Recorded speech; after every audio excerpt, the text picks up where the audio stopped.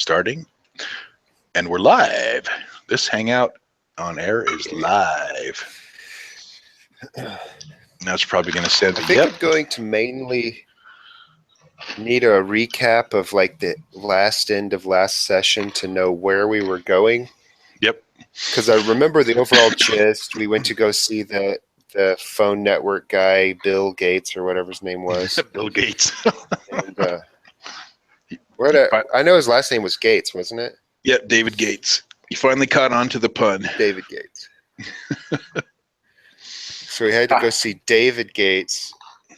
And then after that, we were going to do something, and I don't remember what. Yep, you guys were heading over to the police department to retrieve your truck. Oh, does that sound like a good idea? It must have at some point. Yep. Yeah. Because, well, you remember the Lola's cell phone was pinging to the police department. Okay. That's why it seemed like a good idea. That's right. Hopefully she got picked up. That makes a lot more sense. Yep. Yeah. Hey, you know that truck that you guys got from the scene of the crime? Yeah, that's our truck. Not such a good idea. Not such a good idea. Lola missing, though, that makes a lot more sense. That's true.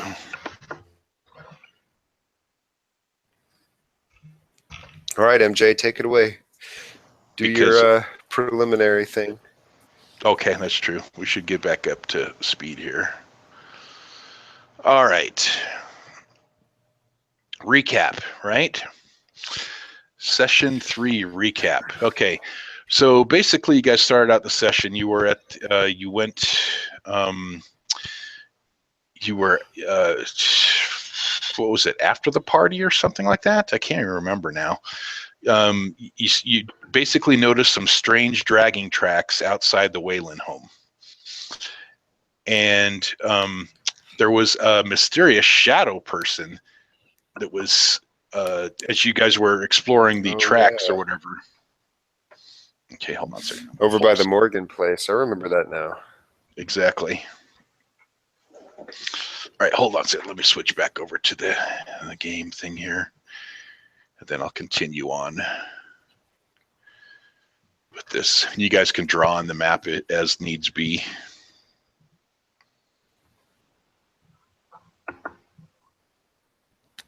Fate. We want story outline.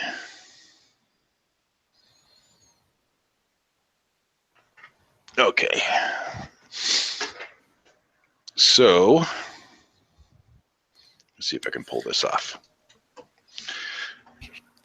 All right, you guys, let me know if anything starts cutting out. Okay, so you guys were traveling. You were at the Wayland house, and you did some exploring around. Remember, and then you had the security, the privacy hedges that you found at the obscuring hedges. Yeah, around the back that we did the little mechanic to where Voth could pay a fate point to compel that storyline. And let's see. So you were out back behind there in privacy, back behind the Wayland house, and you noticed strange dragging tracks, not dragon tracks, but dragging tracks, heading out towards the forest, kind of around the area, heading towards sort of like where Lola's house was, towards the what do you call it? The residential subdivision over there, off to the west. And along your way there, you were kind of battling against having the police notice, that you were coming in. You guys were hiding in certain areas to keep yourself from being noticed by the police that were also investigating around there too.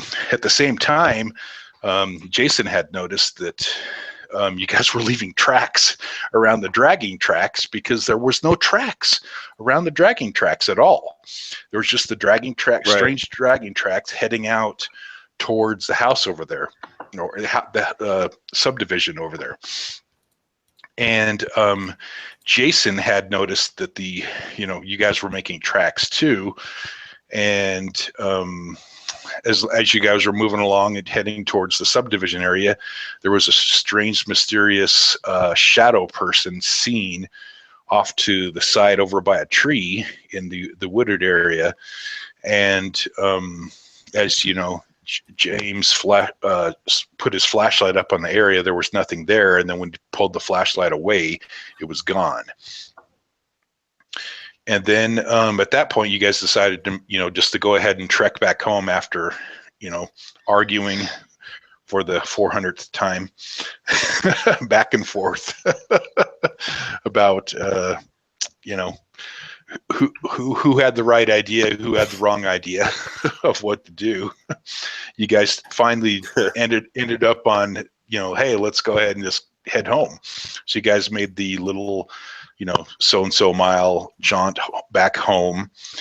Then you had a kind of awkward morning with your family there. What was it? Jason had has not slept all night long, and so we had you. You'll notice the situational aspect that's up on the table. The tough get going. That's going to be an aspect that we'll have to approach again, but it's going to be something I'll leave up on the table for now as an aspect because it's kind of still in play, even though it's past the scene deadline, so to say. But it is definitely still in play, and we'll come back to that at some point here, depending on at a certain point. Because James did get some sleep during the night. Just a little bit, an hour or so while everyone was sitting back watching the movie and stuff after his little fun encounter with Tracy and Lola. But Jason did not, but he's fighting through it, and hence the aspect that's on the table. Also, then you guys, that same morning, after getting some coffee and kind of pushing on to things, you drove over to Lola's house to talk to Mrs. Morgan, and had sort of an awkward, pushy situation there with Lola's mom to get her to call Lola, which it just went to her voicemail, obviously, and it wasn't that awkward. Well, it wasn't that awkward. It wasn't that awkward to James, but it was awkward to Mrs. Morgan. It could have been D and Jason level awkward.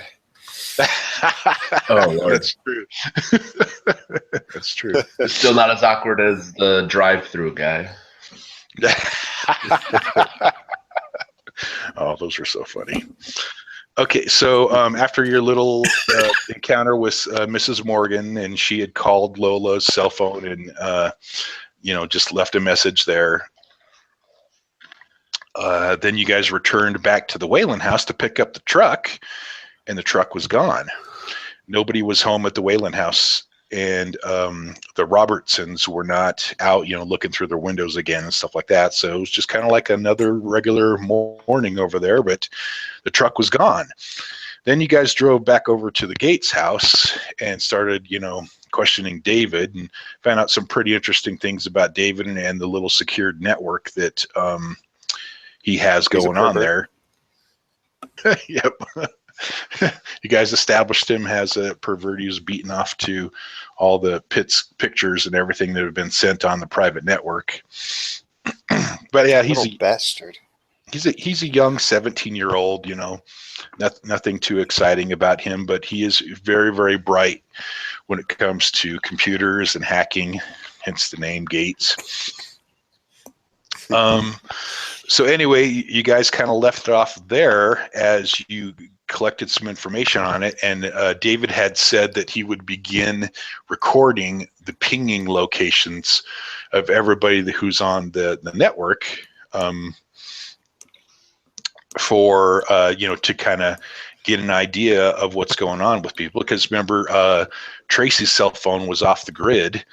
Lola's was pinging to the Lolo Police Department, and then Corlana's was pinging to her apartment. So that being said, you guys were getting back into the minivan with the intentions of heading to the Lolo Police Department. That is where we're going. It's so hard to be a player in a minivan. That's true. Well, you guys did have just like some sort of, basic funky truck. What do you want to call it? Like a Ford F-150. Yeah. Sorry, I'm going to be coughing in your guys' ears pretty much all session long here. No worries. Yeah. Yeah. Stinking cold. cold. Do about it. Nope. Anyway, so you guys are making your way back over to the Lolo Police Department, and you'll notice on the game map there is a marker showing where that is.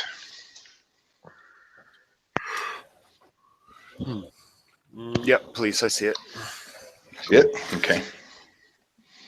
MJ, was that you that drew the cigar over the picture of Old Willie? No. That must have been bought.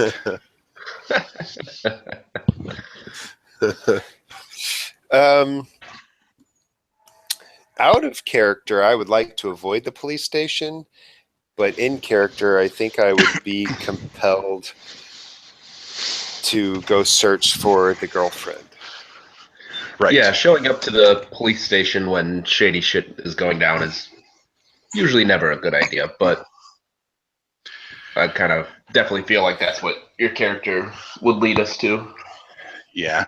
I'm going to drop you out a fate point for that to you, Voth, for your teenage priorities. Wait, I'm still trying to talk myself out of it. Too late. Okay, well, I'm going to put it this way, though, to you, because this is kind of the way this is all going to work out, is up to you, because on your current teenage priorities list, she's third. But you did say in the last session that you're like, but I am thinking about breaking up with her. Yep.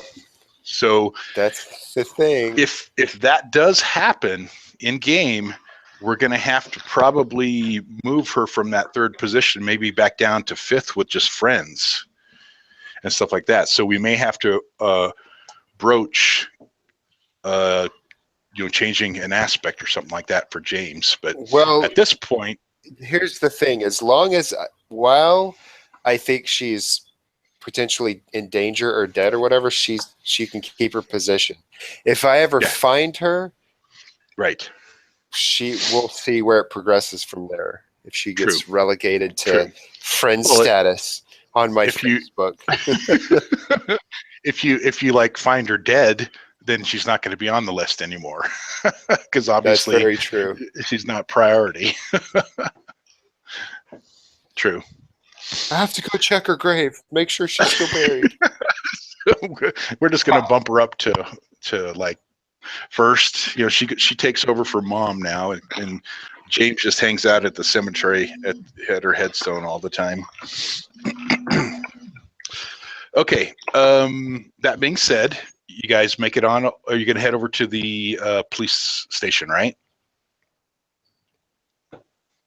Yeah, unfortunately, I believe so. Yeah, I think you would do that, because it would make sense that after seeing Lola's cell phone ping to that location, that it would make sense that you would want to go find out what's going on, because James is pretty worried here at this moment, and that's why I wanted to approach too. I mean, maybe I should have you make a will roll against an obstacle to see if you take any mental damage, because you've been going through this whole night worried about your girlfriend. And you know, Yeah. it's kind of, you know, coming to a head here. So let's do it against an obstacle 2 for will against, you know, Obstacle 2 will. your mental stress. James. Will. I only got 1 will. No wonder. So that's 2 shifts. Unless you want to. No wonder I keep getting myself into these bad situations. No, I'll take 2. 2 shifts of will damage. Now the reason that I'm saying that is because they're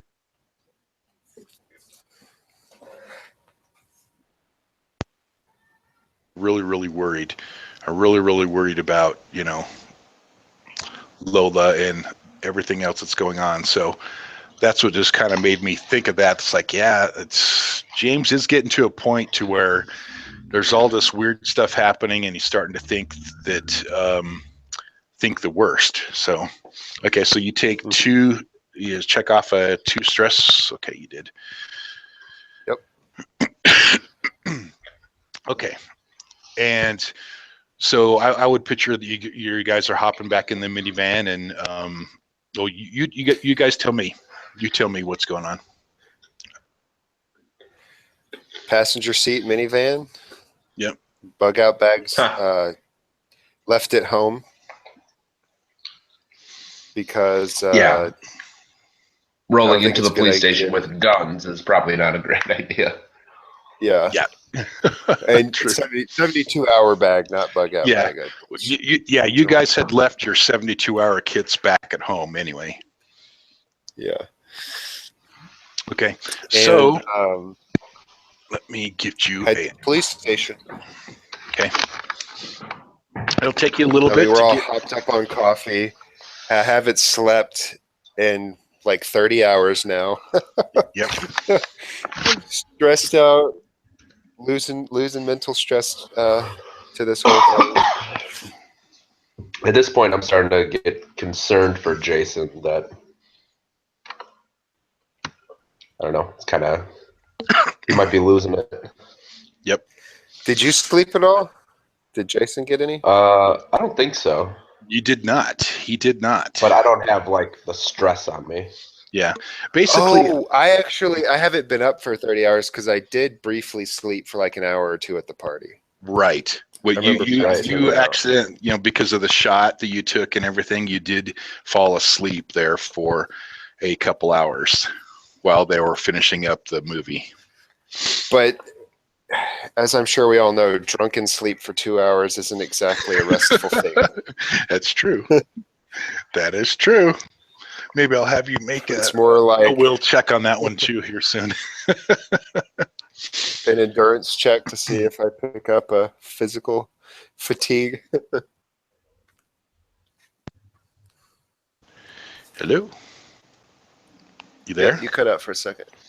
Yeah. Oh. Yeah, that was you that time. Oh. Yep. Then it was me. It was you. Okay. So you'll notice up here, I hand out of the layout of the Lolo Police Department. Basically, you guys come in from the southeast entrance there, the entryway, and you're kind of heading into the lobby. And let's throw up some aspects on the table. All right, you see all the cells over there, Matt? That's where we're going to be soon. You guys will be in the cells pretty soon. I did throw some aspects up on the table of the police station here. We might as well go in guns blazing. That's right. You are at the police station, which is a large... No, absolutely not. What? I've got a +4 and shoot. We'll be fine. Yep. Take it down a notch, MJ, Detective. That's right. Detective Holmes. He's gonna. Okay. Yeah, I noticed. Dynamite. I need to blow something up. You're at the police station. It's a large law enforcement building. And as you come walking into the, when you walk in that area, it's kind of a little reception area.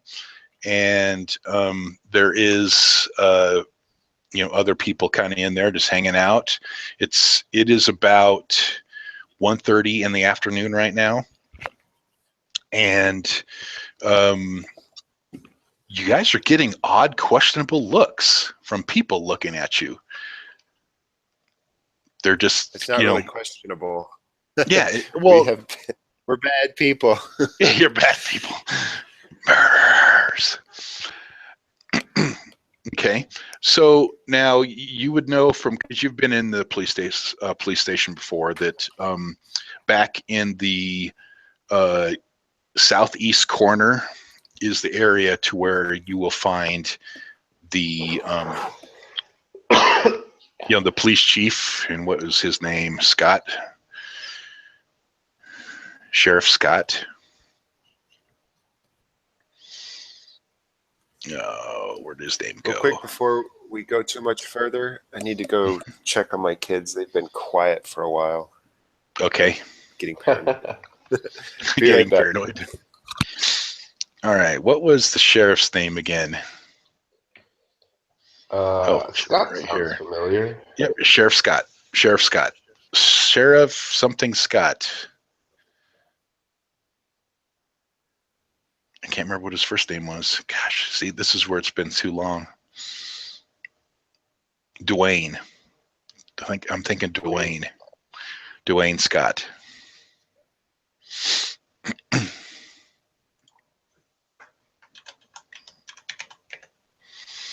There we go.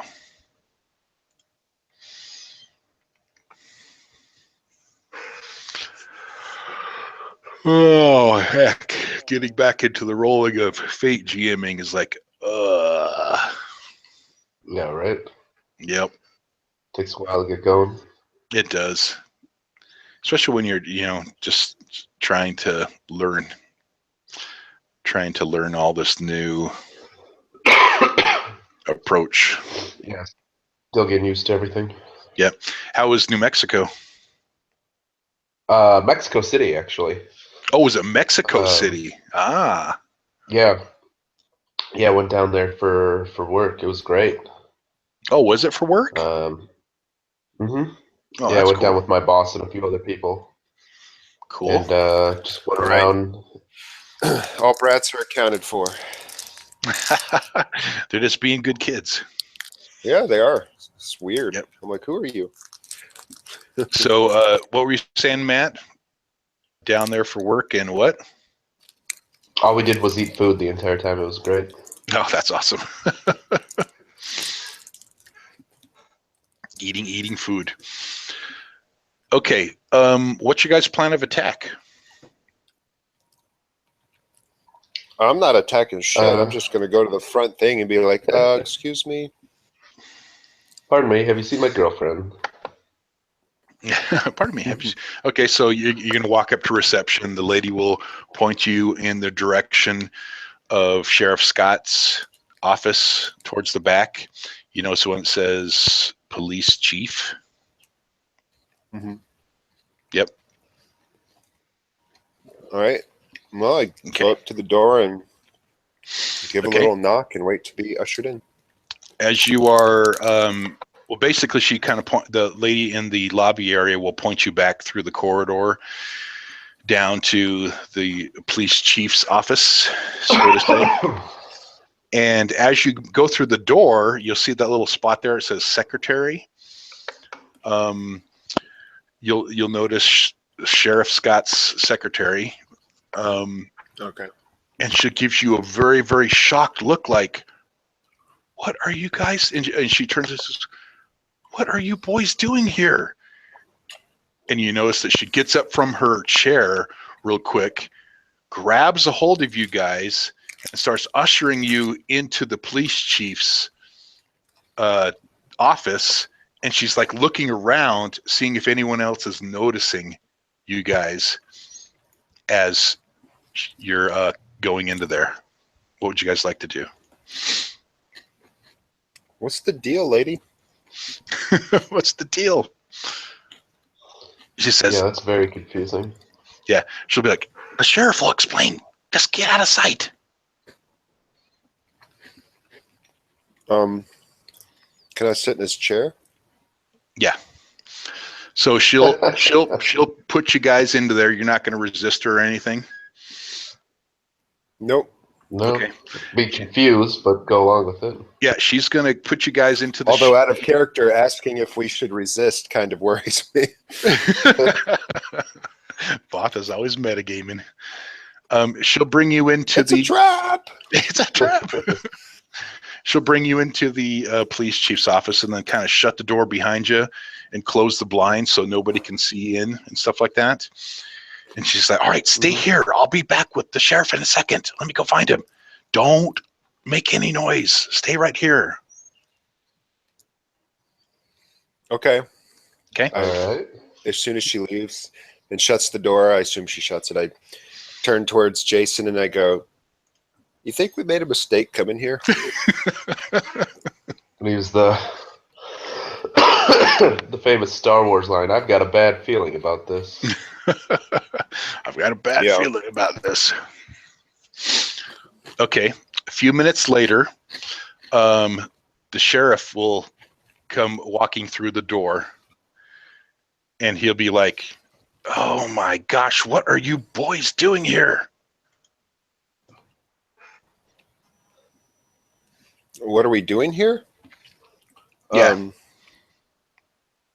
Well, my girlfriend, Lola Morgan is her last name? Yeah, Lola Morgan. Lola Morgan, I know it hasn't been 24 hours or whatever, however long you're supposed to wait, but she went missing from the Whalen house last night. He's going to cut you off right there. Her mom hasn't seen her. He's going to cut you off kind of in mid-sentence in your explanation of kind of what you're doing here and things like that. And he's going to go, boys, I'm really, really worried. I think there's something amiss that's going on here. Okay, come sit down, and then we got to get you out of here. Why is everybody so shocked to see us? What's going on? He's going to explain to you guys that somebody has informed Mr. Whalen, and I wanted to get you a picture of Mr. Whalen here. Somebody has informed Mr. Whalen about the disappearance of his daughter or strange things going on around their house. Basically, the sheriff explains it to you that somebody has informed Mr. Whalen about that, and he's caused a whole bunch of stink on his return back with the NWO forces. He's caused a what? He's causing a stink. Nice cigar. How did you get that? Did you draw that, Both? Yeah. Oh my gosh, that's so funny.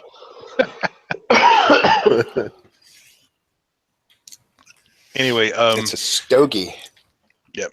To make a long story short, is basically Mr. Whalen has connections in with the NWO forces and is overreacting to the news that he is receiving about the disappearance of his daughter and her friend, and has put out. Does he know his daughter's a hoe? Has put out an APB on both Jason and James Marks to be brought in and questioned by the NWO. Why us? What the heck did I do? Hey, Arrest let me give James, you a not picture. me. Here is Henry Whalen. Ha! It's Kim Jong-un It's a cross between Hillary with and Kim Hillary's Jong-un. face.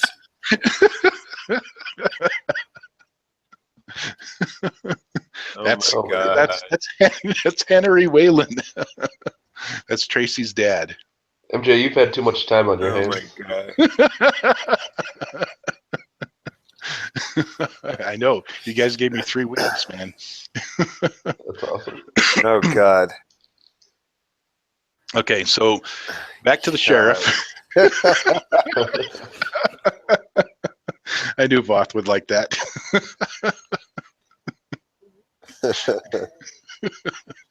It's got Hillary's mouth. Kim Jong-un's melon. Melon. Okay, so then we'll go back up because that's Henry Whalen. Now the NPCs are revealed. Back to the police department. Sheriff Scott is going to explain that guy's to you. raising hell? That guy's raising hell, and there is a dispatch of NWO officials that are coming to question James and Jason. Basically, Sheriff Scott wants to get you guys out of here. He does not want to turn you over to the NWO forces. Well, not the forces, but the agents. Okay. Like I said, he is a favorable person to you, and he will go on and explain to you guys that about what happened last night, what he had seen. Basically, he had pulled up to the Whalen house after receiving a anonymous call about something going on there, and I'm sure you guys would ask him, oh yeah, it was probably the Robertsons that called, and he'd be like, no, we did not receive any sort of call from the Robertsons. And he would explain to you that as he pulled up, he saw your guy's truck, and then he looked kind of examined with his flashlight around the truck, found the note that James had left explaining that they had a little too much to drink, and so they just left the truck there and headed home. Didn't think too much of it. So where is our truck now? It's in the impound here. It's Why did you guys impound it? He says, let me finish. Let me explain. And he'll be like, and so as I searched, I looked around your truck, and there was nothing really too crazy, happening in the truck, and nothing out of the ordinary. Just your note was left there. And I went and I searched around the house, and was looking around, and I found the dragging tracks around the back with all your footprints around there, which looked kind of suspicious. He says, but when I came back around and looked at the truck again, I found a cell phone in the back of the truck that was not there before. I also found a bloody knife and an earring in the back of the truck that was not there before. No. And he says, I know. I'm going to table flip.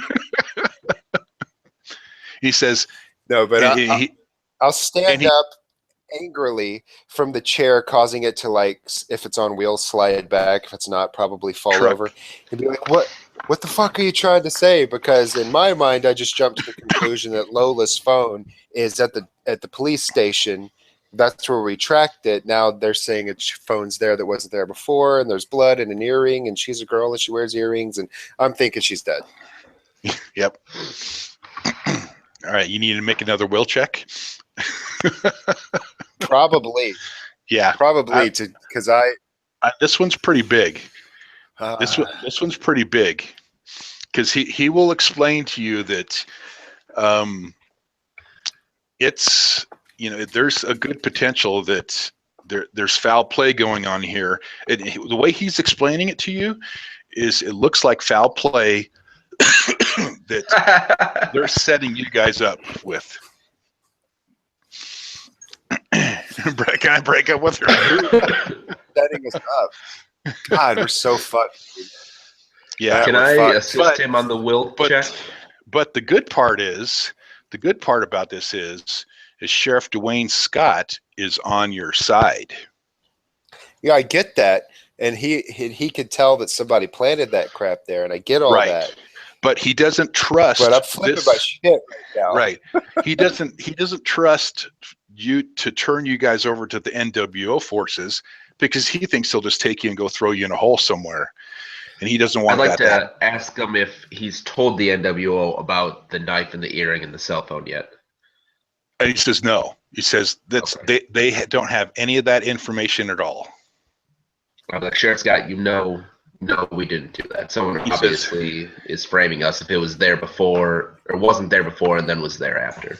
He says, yeah, I will let them know that information.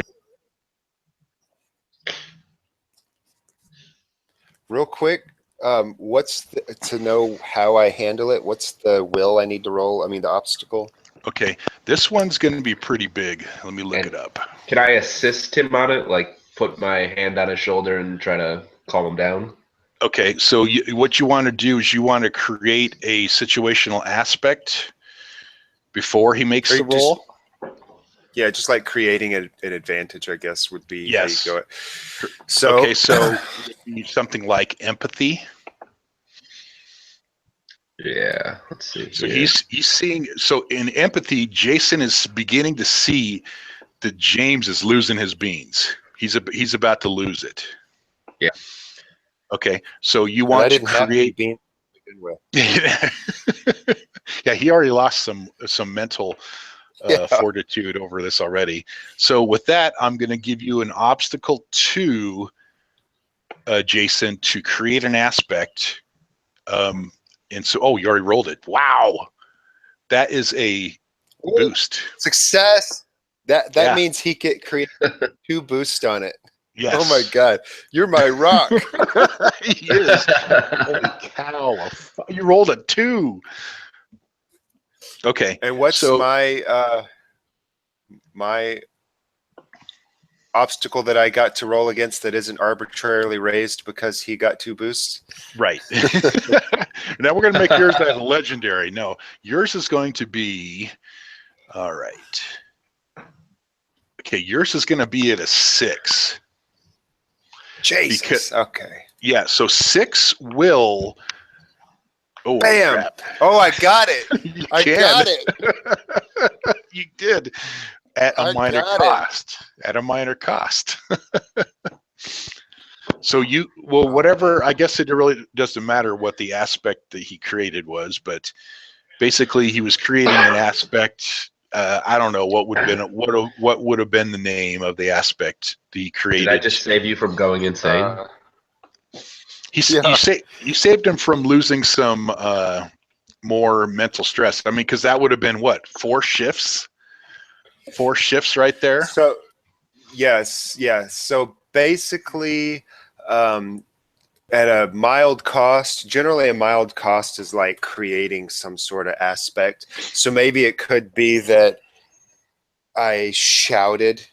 So maybe there could be like attention drawn or something like that.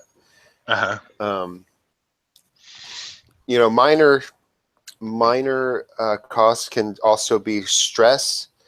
You could switch it to a different stress track. So you could say that maybe I punch the wall and take 1 point of physical stress. I mean, there's lots of ways to handle minor costs. Okay, right. What? No, how would you think in the?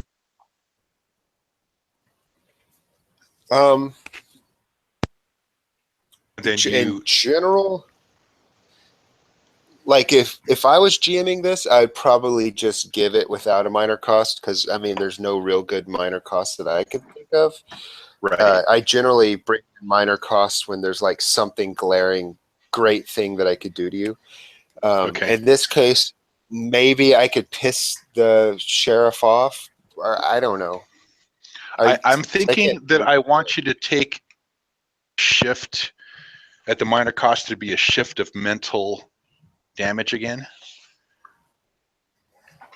just for a certain reason, but unknown to you.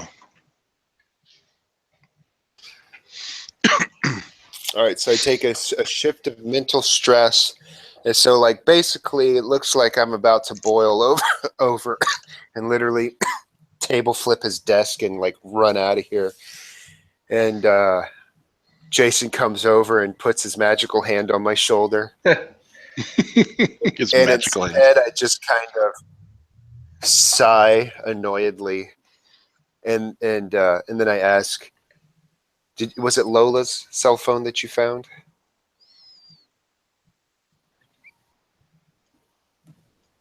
Okay, hold on a second, guys. I'm shifting headphones here. Hold on a second. I couldn't tell if it was a really long, awkward silence or if I dropped.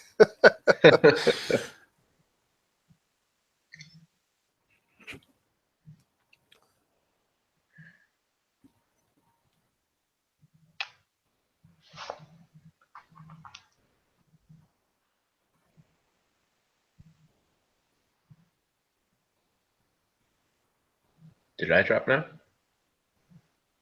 No. I'm just being quiet. I know it's rare. Oh, it's all good. Okay, can you hear me now? Yep. Okay. All right. The beautiful dulcet tones of MJ's voice. Okay. Audible mute indicator off. Microphone.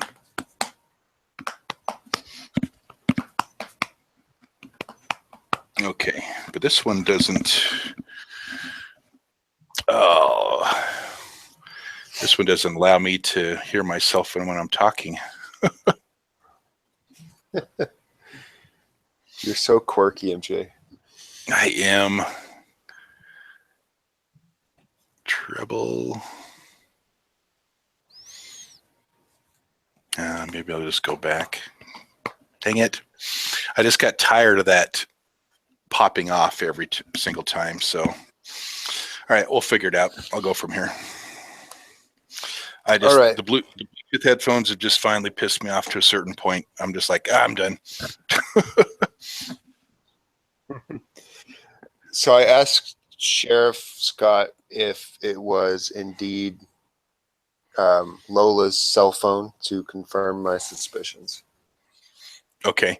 And he'll explain to you that it was Lola's cell phone that he did find.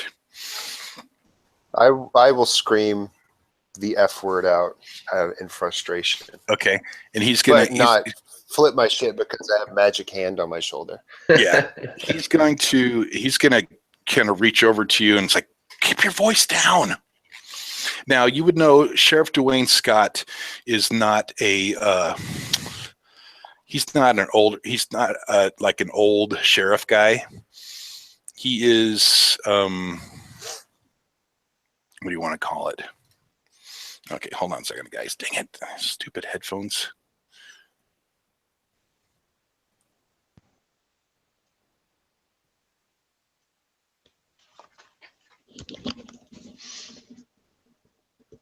Okay, can you hear me now? Yeah. Yep. Stupid headphones. Headphones. All right.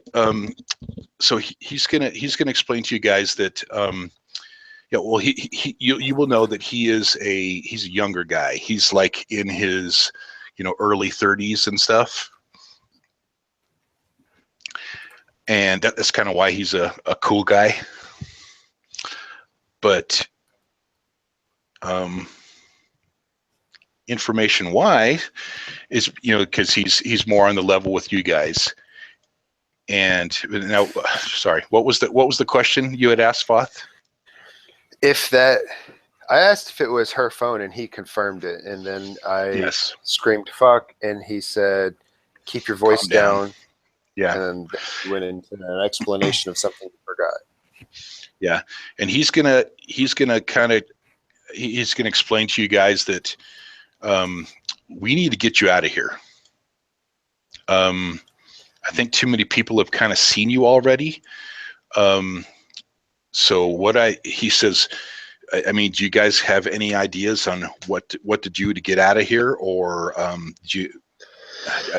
could probably help you get out of here, but it's probably going to be a little iffy. But you guys will have to trust me. Can't we just leave the way we came in? He's like, after coming here, I think too many people have seen you. If you just leave out, the NWO forces will come here, and then as they question people, they'll just, oh yeah, they just left 5 minutes ago. And he explains to you that we got to figure out a better way. Yeah, I understand all that, but I don't want to burn our bridges with you, because if we came here and then disappear, the options are you helped us escape or you're inept and let us escape. Whereas if we left through the front door, there's no blame on you, and in worst case scenario, we could still call on you later. He's like, I mean, I understand your point, what you're saying there, but I was just about heading out on a call right now. What we could do is we could dress you guys up as if you're being processed for NWO forces, and then I could have my secretary take you guys down towards processing, and then I will be over there with my car, squad car, towards processing, and you guys can just load up in the car there, go past processing, she'll take you out into the area there, we'll load you up into the car, and I'll get you out of here. This sounds like a terrible idea. You're going to process us? No. He says, here, let's do this. So he goes over to his desk, he opens up the drawer, and he pulls out a couple of NWO hoodies. They're like black little hoodies, bags that go over your head. Throws out a couple handcuffs on the table, and then he also reaches into another drawer and pulls out a couple 9mm pistols. Flops them on the table. Says, I want you boys to take these, put them down your trousers. We're going to handcuff you up, put the bags over you. People are just going to think that you're being processed for the NWO. But you have your pistols that I want you to hide, down your pants or in your shirt or something. I throw my hands up and I'm like, you're trying to give us pistols with NWO incoming. Are you sure you're not trying to screw us? This sounds like a really bad idea. And he'll turn you and says, James, I don't think you know the severity of the situation.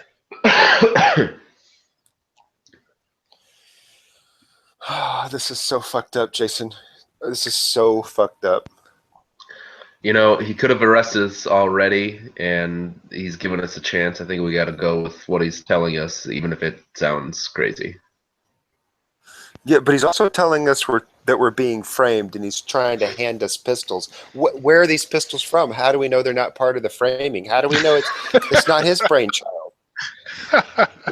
With the NWO, they could arrest us right now, throw us in a hole, and they don't even need to give us due process. Like, this at least gives us an opportunity. True. We got to get you out of here. All right. I want to see Jason convince me, because this seems like in character a horrible idea to me. Okay, so Jason, let's do a contest at this point between because it's kind of this argument that's going back and forth between Jason and James. So let's do a contest at this point, starting with Jason. You choose a skill, at best 2 out of 3.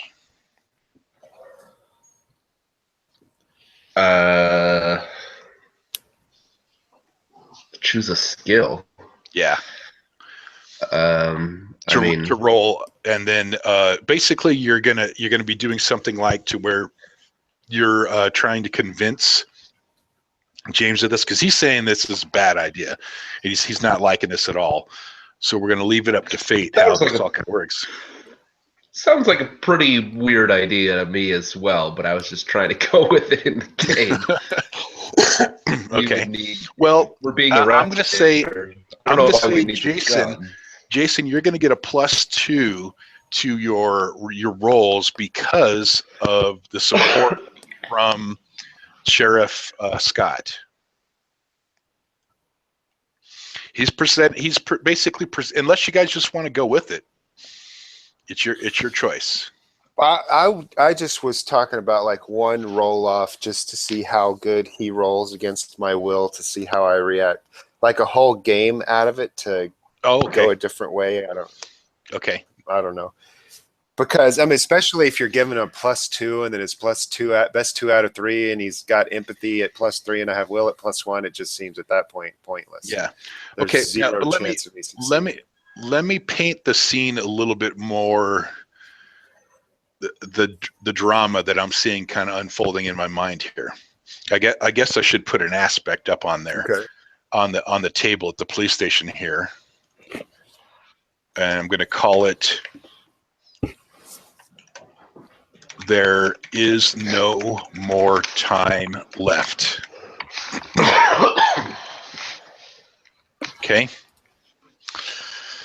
It's basically you're down to this situation. NWO forces, you don't know when they've been called, could walk through that door at any second. And they're going to know what James and Jason look like. They're going to know who you are. And they're wanting to take you guys away and throw you in some hole somewhere because of the questioning that's happening between, the influence that Mr. Whalen has in this situation, or who, from whatever, you guys don't quite know, but there's some pretty big, things in play here. So NWO forces could come through that door anytime. Dwayne Scott is just like, hey, we got to get you out of here now. And this is how I can get you out of here. Because right, a quick question you're then. You're not going to be stealthy enough to get out by yourself. I get all that, and I'm willing to go with it. My... I don't know why we need the guns, though. That part seems weird. He's given it to you for for protection. In other words, he puts the guns out there to help reassure you guys that, okay, if it hits the fan, we're going to have to fight our way out of this. And he's willing to be there by your side to do that. Because he knows that something is amiss with all this happening here. And he totally knows that it's some sort of setup now against you two guys. And he knows who you guys are. He's on your side. And he doesn't want this to happen that way. So he's willing to put himself out there and risk whatever things could possibly happen to him to save your guys' asses. Okay, here's my question, though. Why? Why does Scott give a crap about us to this degree? I mean, he's putting his job and potentially life on the line. Does he have a family? Why does he give a shit about us like this? That I think would be a good thing that James could ask. Let's put that in an RP sense. All right. Well, could I use my people reader on that? Could you use your what?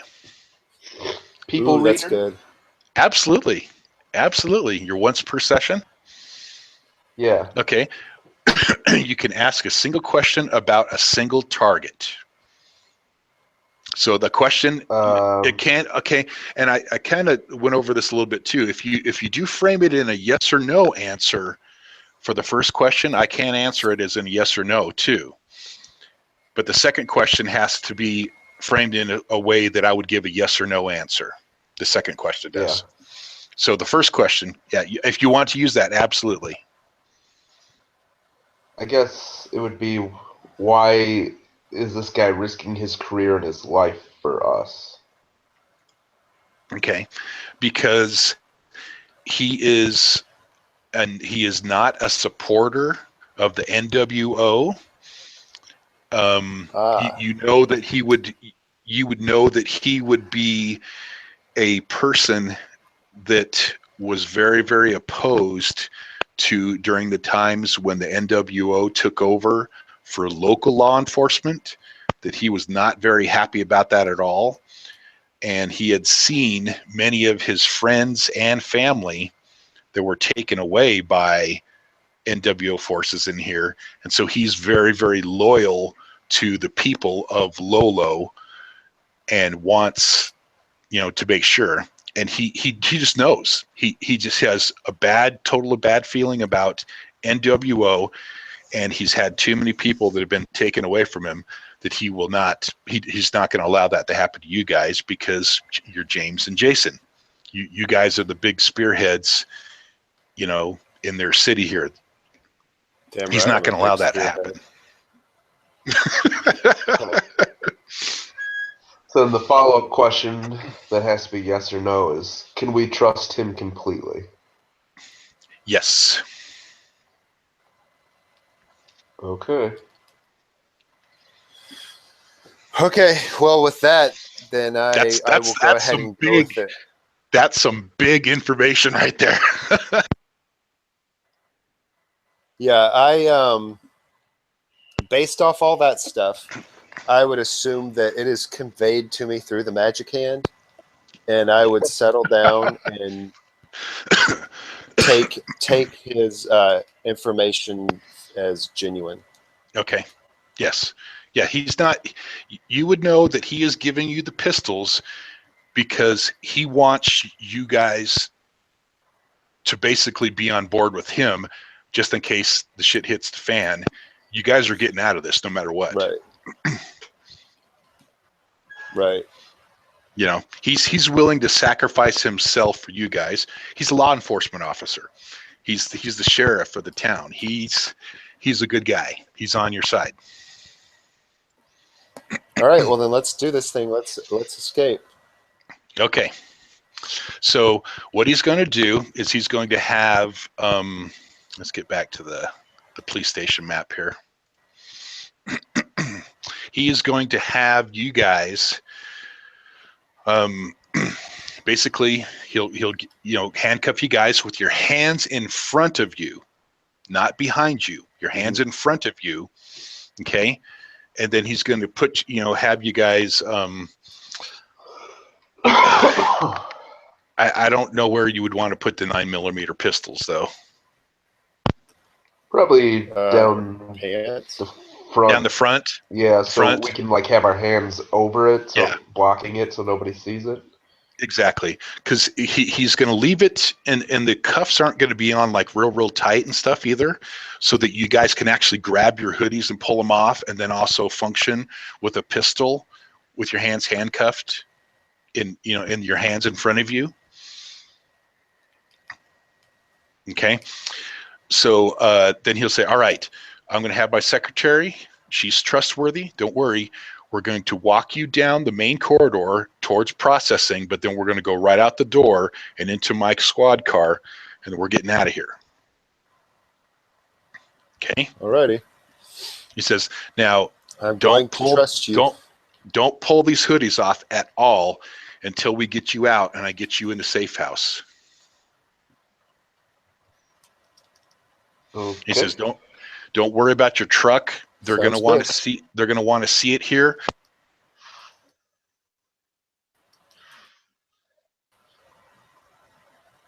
Somewhere, already still in the city somewhere, and so I'm sure they'll probably go to your house and question your parents or things like that. We'll get it all figured out. So if we're going to be criminals or whatever you want to call our unique situation after this, where are we supposed to go? He says, I'm taking you to a safe house. So where? A safe house here in the city.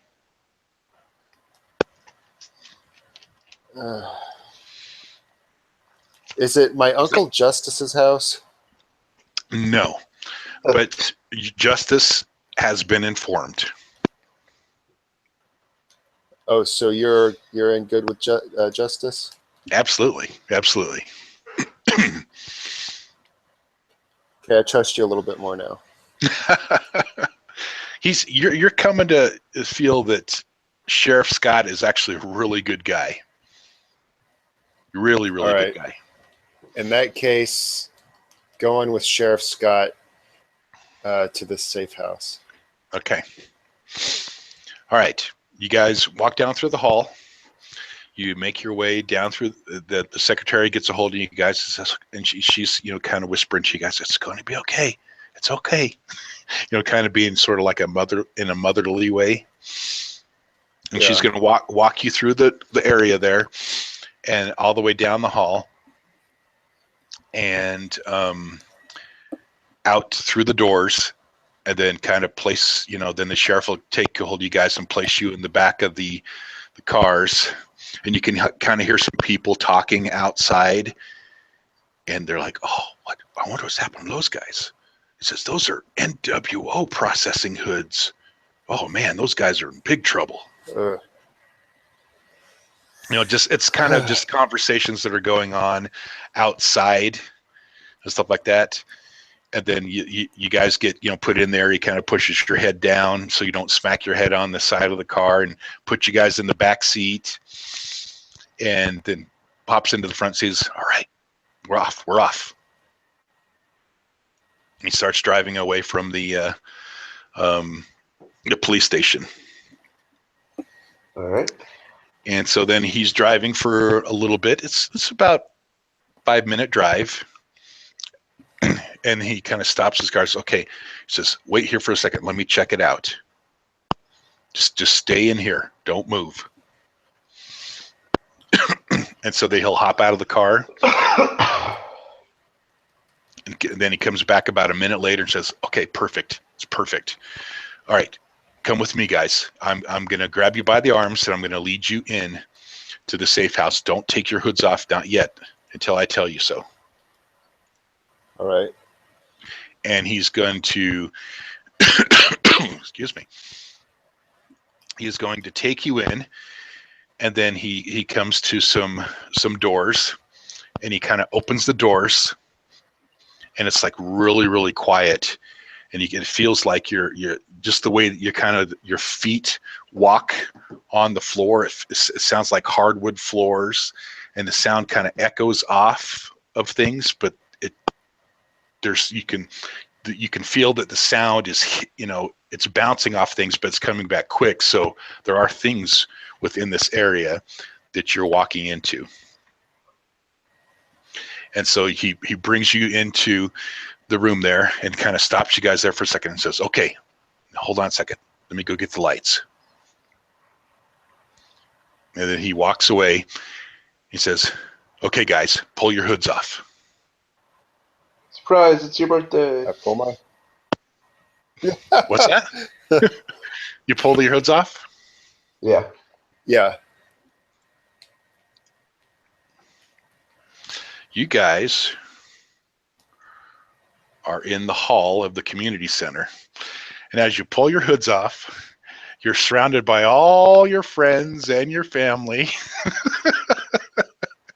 in the community center, and they go, surprise! And standing in front of James and Jason is Lola and Tracy, busting up, laughing their butts off. Our family has the sickest.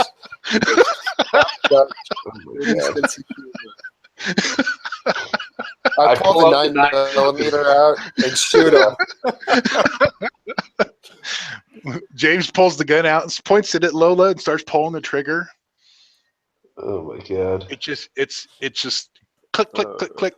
There's nothing in it. You people have too much time on your hands.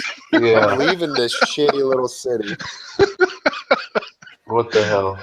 Lola is rolling on the floor, and she turns up and runs over and gives James a big hug and says, "Oh, I got you good." James was that whole threesome thing real? Tracy will walk up and says, "Shh," as if. This is I fucking hate you people. very elaborate.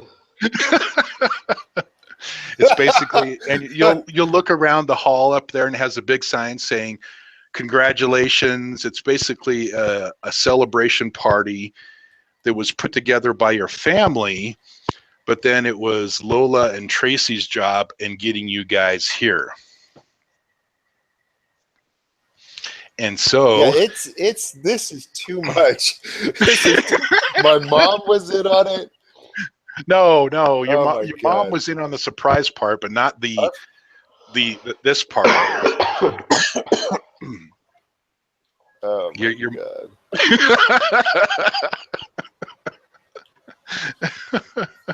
The sheriff was in on it.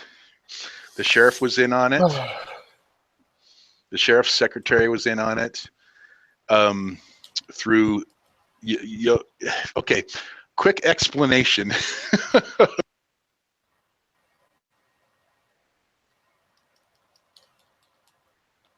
And Cut out. James. Yeah. Okay, you there? It's Yeah. like every time your internet I'm here. hiccups, Voth, it messes up mine too. It's so weird how that happens. Yeah. My internet's crap. Yeah. Anyway, so Lola and James, what I would picture it as, love to prank each other. Okay, but I'm still Lola, breaking up with that bitch. are you? Can you hear me? Can I hear said he's you. breaking up with Lola. Is that what it sounded like? Okay, what about now? Yeah. I can hear Okay. you. Okay. All right. Lola and James are kind of one of those couples that likes to prank each other a lot, but you kind of take a break while the end of the football season is here. How do I get involved in their prank? Because it's your party too. Oh my god. Yep. And It's how kind of bad he wants to. it was a party for both of you guys. So Lola and James prank each other, but you take a break during football season because it's not too good to prank each other while football season is going on, because then it distracts James away from playing football. Okay. It's so like what were some of the pranks that James had played on Lola in the past?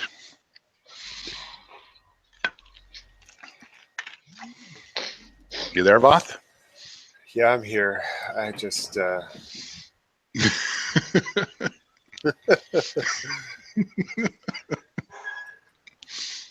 You're just what was the question now? what are some of the pranks that James has played on Lola? And for the reason why she would be getting really back at you pretty heavily.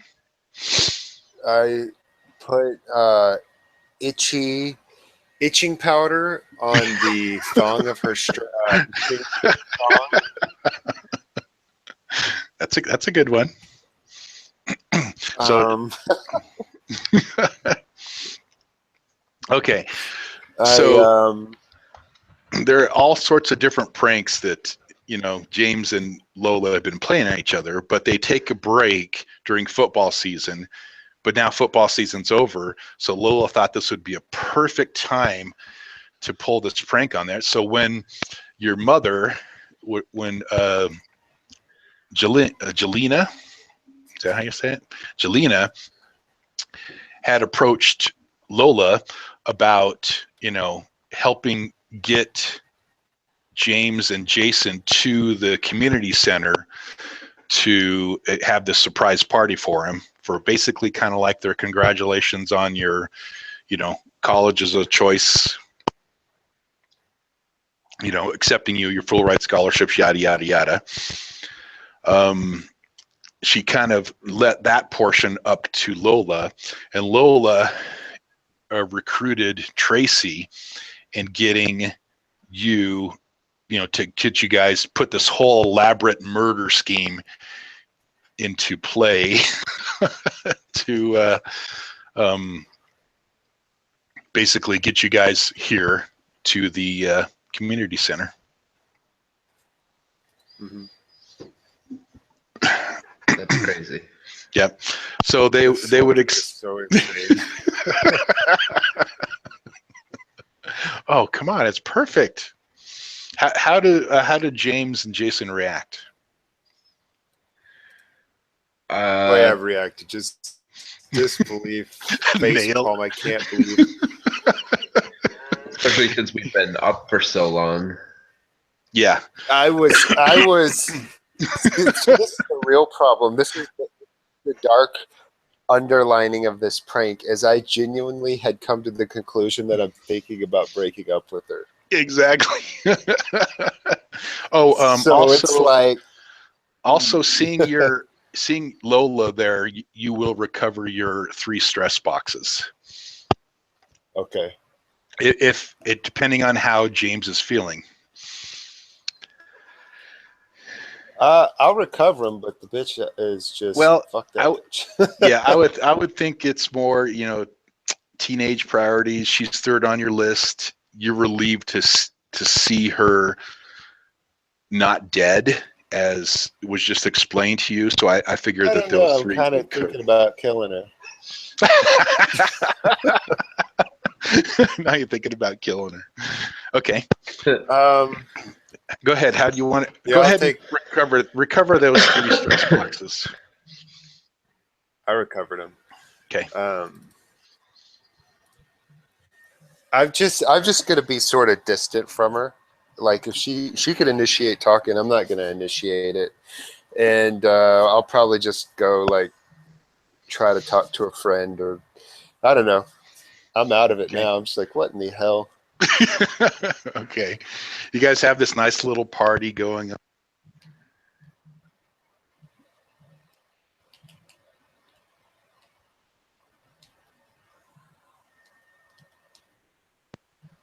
MJ cut out again. Gosh, did I just cut out again? Yeah. Yep. It's so weird. Why am I cutting out?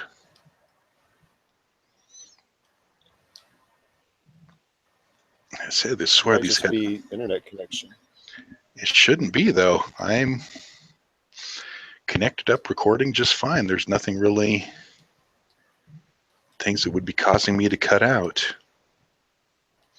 Anyway, okay. It's so weird because it just like hiccups my side tone to where I can hear myself talk in the mic, cuts off. It just totally turns off. And then, I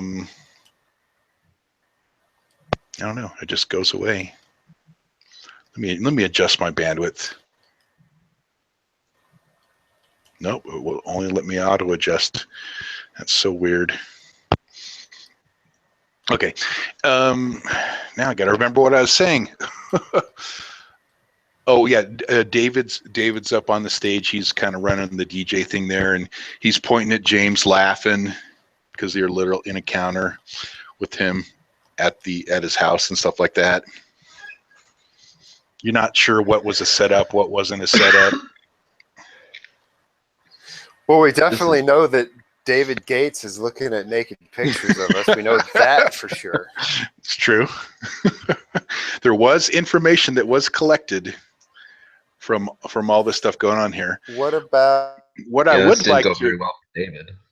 What I would like to address though is now, Jason, you're realizing that this was all just kind of a setup through Lola, and you're just kind of the byproduct of it all. And so the tough get going at that point. It's now about 2:30, 3 o'clock in the afternoon. You're pretty tired. You haven't slept all day, and the adrenaline rush of taking care of your brother James wearing off. But you're getting pretty tired. Yeah. What would you like to do? This prank has been insane. We're like 30 hours no sleep. We're fucking like high on not being.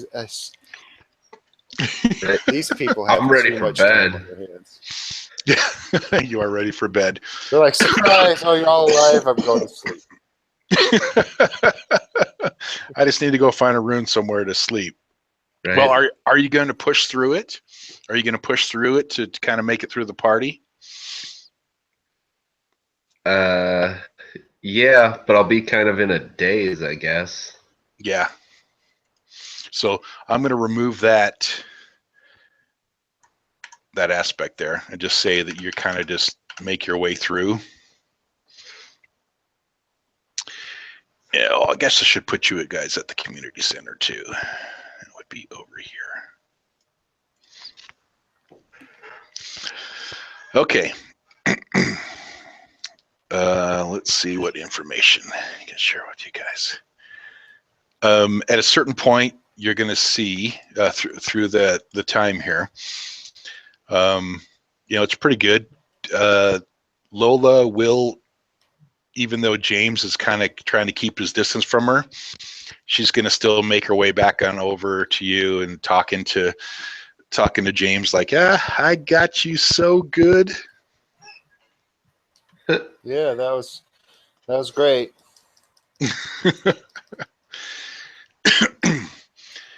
And then you see Tracy and will kind of just disappear.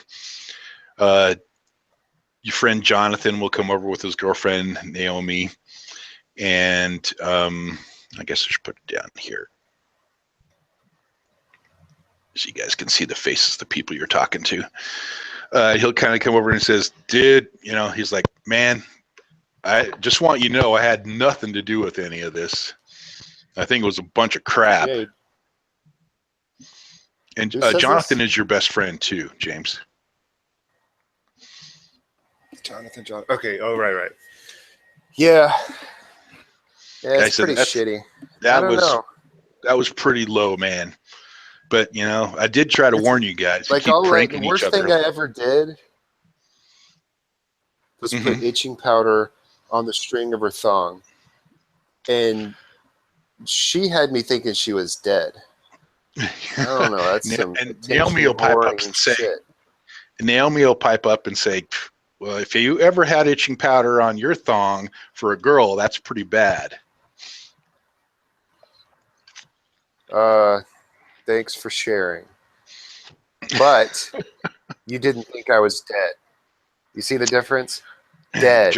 Jonathan's like, yeah, that's pretty low, man. That's pretty low. But I tried to warn you. You guys keep pranking each other. Oh, I guess I should take the question marks off because now you know where they're at. Huh? Yeah. Is Corlana there? Corlana is not there. Okay, so we still have one person really missing. Yeah, Corlana is as well. We'll put it this way: Jason's kind of looking around. It's like, I see everybody here, but where's Corlana? You guys go ahead and put her in an RP sense and see what goes from there. So where's Corlana? Have you seen her? Is she dead?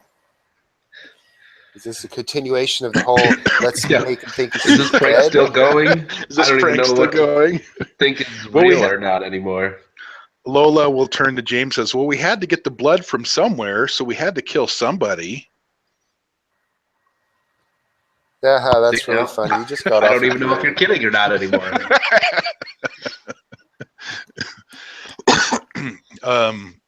Nancy's going to walk up to Jason. And she's going to be like, what kind of a shitty sheriff department do we have where the sheriff is in on it too? I'm fucking leaving. I just turn and walk out of this party. And Lola's like, where are you going? See where Corlana is. I'm following James. He says, you guys can't leave your own party. I'm not even involved in the prank war, and I got sucked into this. You are involved in the I can prank. do whatever the hell I want, Chick. Okay. As you guys turn to walk out of the building there, the doors open, and in comes walking Uncle Justice, Old Willie, and Mr. Whalen together.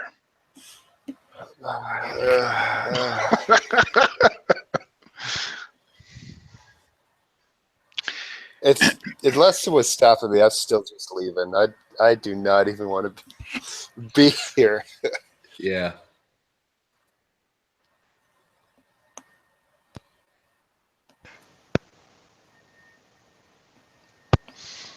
And then Old Willie will kind of turn up to you and says, you looked a little distraught there, boys. What's happening? Nothing. I don't say any words. I'm walking out to that minivan and driving along the place. Well, you'll go out into the parking lot and you'll see that Sheriff Scott has actually brought your truck back over. Well, that's good. I guess. Okay, so you guys are just going to take off. Done with this whole thing. Yeah. Yeah, fuck these Just people. very confused and tired and ready for bed. Okay. Yeah. All right. You guys will just head home then, right? Well, I You wanna go- kind of still want to go figure out what's up with Corlana, honestly. Okay. So as you guys are heading outside and heading toward, you're going to head towards the truck now, right? Yeah. And then your mom will pop her head out the door and says, "Boys, where are you going?" Elsewhere. Okay. Elsewhere. It's like, what? What's wrong?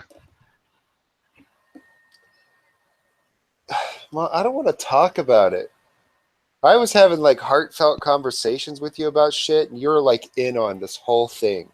No, you cut out there again.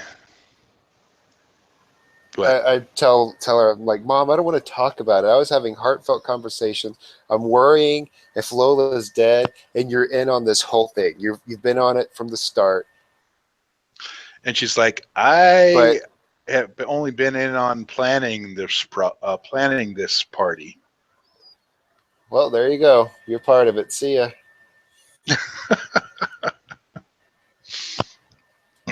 Okay. It's like, fine. Okay, so you guys want to head over and you're going to get back into the truck and head over to Corlana's place? Yep. Okay, which is going to be up in the apartments over here.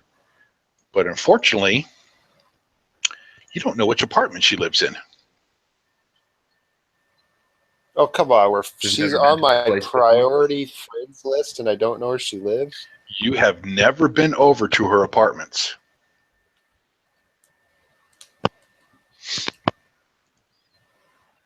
Okay. You know what the apartment complex looks like, but you don't know what apartment she lives in.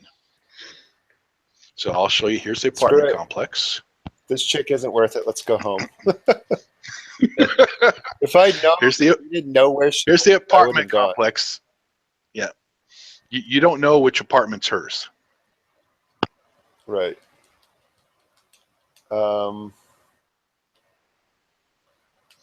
I don't Is know. there like a manager's office or like a directory box or something?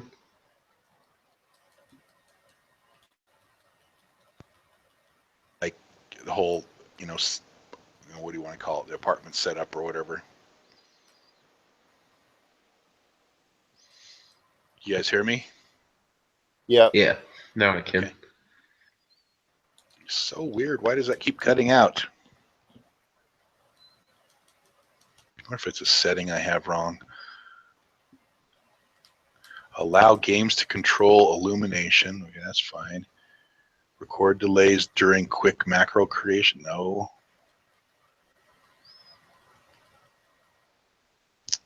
I don't know. Anywho. Okay, so that's the apartment complex. So you guys head over there, and there's like, I don't know where she lives. I'm just too tired. You guys gonna head home? Yeah, I'm not going door to door. Honestly, if I didn't know where she lived, I wouldn't have gone. Oh. So you're just being impulsive. You're just being impulsive that you don't really know what's going on. Okay, let's montage. How's that? Okay. Okay. I'm going to get rid of some aspects here. And let's get rid of some things going on here. We're going to montage. All right. You guys head home for the night, get some rest, go out through the rest of the day. That was Sunday morning when the party was, or Sunday afternoon, I should say, when the party was and everything like that. And you'll go to school the next week, and everybody will have a nice, good laugh at your expense for thinking that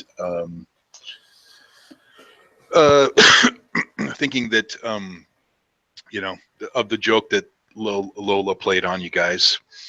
Is there anything pressing you guys want to do during that week at school? I want to break up with Lola. Okay. How are you going to do that? Text message. Text message for sure. Text message. You're gonna break up with her over text message? Yeah, I'm gonna say in my text message, that whole prank thing, I kind of had a realization during it. Well, especially during the whole threesome thing, that I don't think we're gonna work out. I think I'm ready to branch out and be single for a while. Okay. Bitch. Okay, so you send the text message and you don't get any response. Fine with me. It's easier that way. Where are you located when you're sending this text message, and when?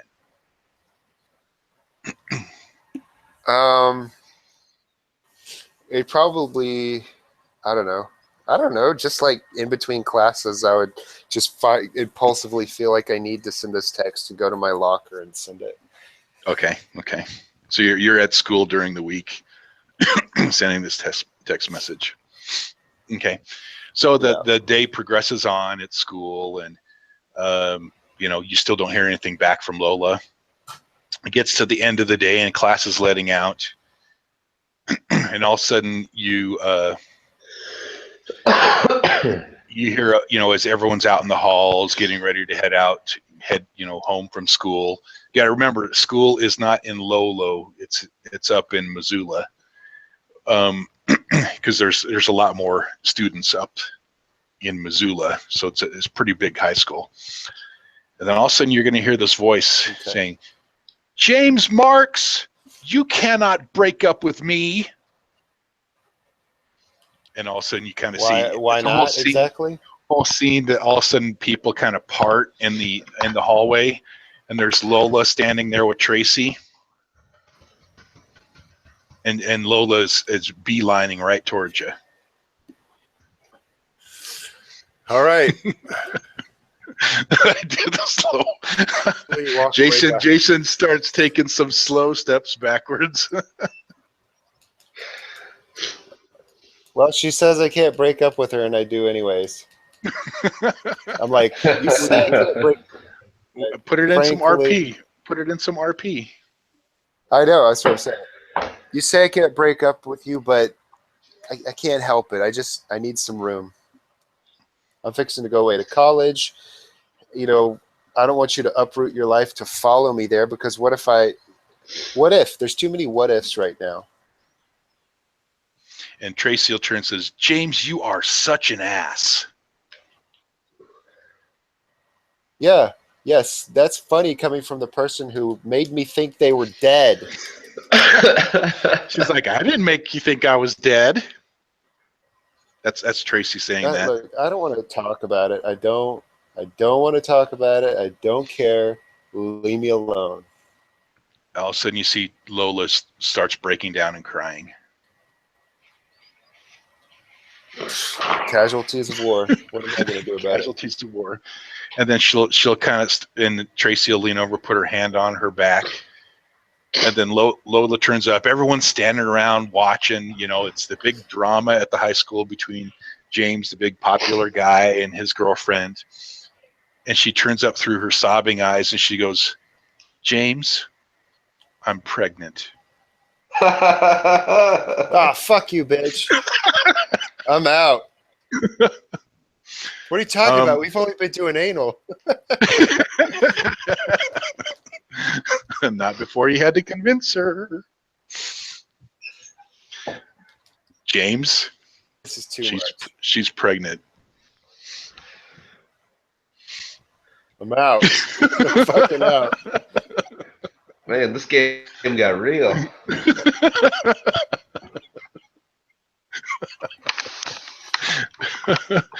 What does James do? I'd walk away. I don't have time for this shit. It's probably a prank. I'm fucking out. I'm out. Yeah, right? How can you believe anything she says? Well, you're the one that started the pranks. She's talking Okay. to herself. I walked away. Okay, so you're walking out. Okay, day goes by. You leave Lola crying, sobbing uncontrollably. Absolutely. In the hall. I'm done with that bitch now. I don't even know.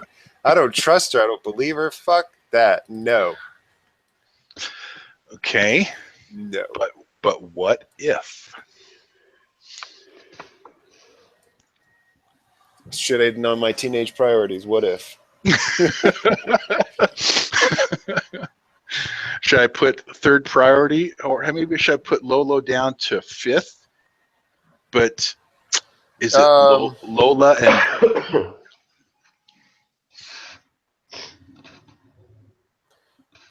Until I see a baby, I don't believe her. okay, that's fine. Let's montage forward. Yeah, you're definitely not seeing a lot of Lola nowadays at the next week of school and stuff like that. And there's not a lot happening. Especially the strange part is you're not seeing Corlana at school anymore. These last couple of weeks, you've not seen Corlana at school. And we're going to montage forward to a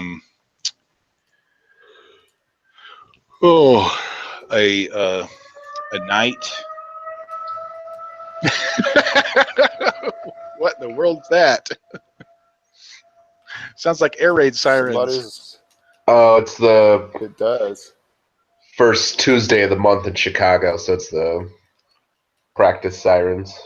Gotcha. Air raid siren? Tornado. Oh, nice. Oh, gotcha. It's like, when did we hook Pedro up to the game? Do y'all have lots of tornadoes up there? Not a lot. There's only been like a couple in the area since I've lived here, but like never out in the actual city. Yeah. Stuff. Right. Yeah, you guys got some inclement. Yeah, you guys got some inclement weather going on out there too. It's been all over the place. Goes from 65 to 20. Oh, dang it. Headphones. This is pissing me off so much. We keep vamping. All right. We're going to montage forward here. James, you're going to come to the information because I'm sure you're going to be a little bit curious about it, being that you have you're a person with big aspirations. That, you know, a child in this situation could probably hamper those aspirations. And you're going to come to the information by digging into it a little bit. Yes, Lola is pregnant with your child. For sure. That being said, how would you like to rearrange your teenage priorities?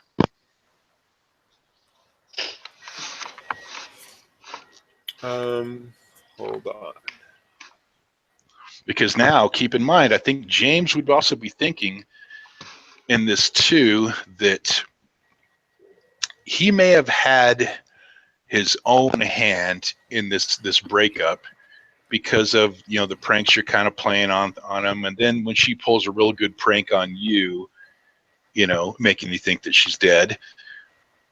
You end up breaking up with her, but just kind of as a casualty of war and all this, that she accidentally got pregnant, which does happen.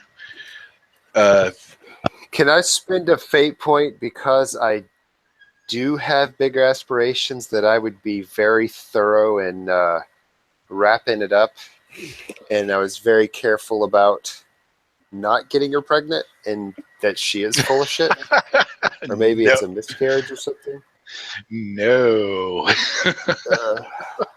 Whatever. I don't know. I just give her money or something. Give her money. Just pay her off. You don't have that kind of money. It's now a shadow hanging over you that she's pregnant. Yeah. Now, for the possibility of a miscarriage, that could possibly be. I'll let you pay a fate point if we want to put the possibility up there, but then that will be a storyline that will resolve later, possibly later. That could happen or could not happen. How's that? Yeah. No, I don't know. I guess I'll just see where it goes. Okay. So how do you want to rearrange your teenage priorities? They're fine the way they are. Okay, so you're still going to put Lola third? I'm still pissed. I'm still pissed at that bitch, and I still want to break up with her. Now well, you have broke up saddled with someone I don't want. Yeah, you have broke up with her. Okay, well then we could just be. I'd probably put her fourth and bump friends to fifth then. Okay, so put family up to third. Yeah. Okay, let me just type it in here real quick. And then friends to fourth, and then Lola fifth. Yeah. No. Friends to fifth, Lola to fourth. Okay, Lola fourth.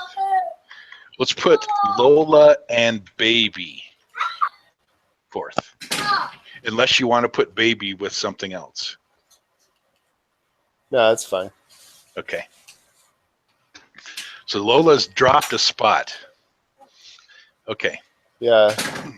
I mean, it's too early. A teenage guy that still feels unreal, all that kind of stuff. Right. Yes, Nani.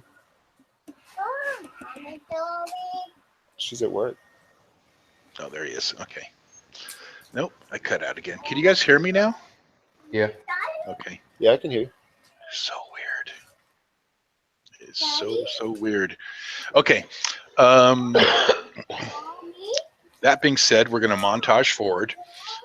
Thursday night, about 6 p.m. at sunset. You guys are all hanging out at your house on a school night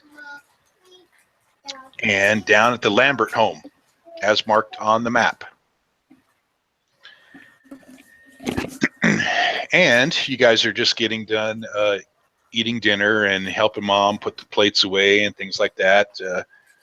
What are some other things you guys would possibly be doing on a Thursday night? Hanging out with your family. If I'm at sure all possible, I'll be drinking. You'll be what? I said, if all possible, I'll be drinking. You'll be drinking. No, your mom wouldn't let you be doing that. You're doing some reading. Yep. Okay. Hanging out. And back at the Lambert home. Let me show to everybody. So let's just say, James, you're hanging out in the kitchen with mom. Jason, you're hanging out in the family room doing some reading, kind of just having a family moment there. And the kids are, just hanging out in the family room too. Actually, your sister, and then Gehenna is helping mom with some dishes and stuff like that, and so is Josie. Kurt's hanging out, helping things in the kitchen too, talking to James, about college and and life in general and all that kind of stuff. And then at that moment, as Gehenna, it's also... You cut out again. Out a lot today, MJ. What's that? I know. Did I just cut out again? Yeah. Yeah, it sounds like a hardware issue, not necessarily the internet. Okay, I wonder if it's my headphones then. Because the headphones are showing 9 hours remaining. And it just kind of pops in and pops out. Yeah. Maybe if I unplug the Bluetooth and just go to wire connection, let's see if that helps. Let me try that. Let me try that real quick.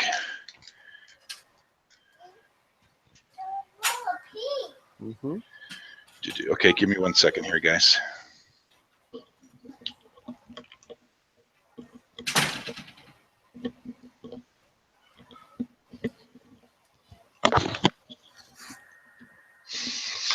Okay, we'll try it this way because these headphones can do wire connection too. About 1 hour until fully charged. Let's see if it stays connected through the wire. Steady. Is it more steady now? Yeah. It sounds. Okay. It already sounds better. Okay, good. I wonder if it's just my Bluetooth is just crap because it goes through a USB on the Bluetooth. So I don't know. I don't know, but we'll figure it out. Okay, cool. All right, so Gehenna is helping Mom with... Well, you just cut out. Cut out again. Did it just cut out again? I'm about to let off some expletives. I wonder what the issue is because it's the cutouts are too sharp. They don't have that robotic sound of the internet going in and out. It's just you just straight drop off. Yeah, and it's really weird because I don't have anything open, like at all. It's merely just streaming to the internet.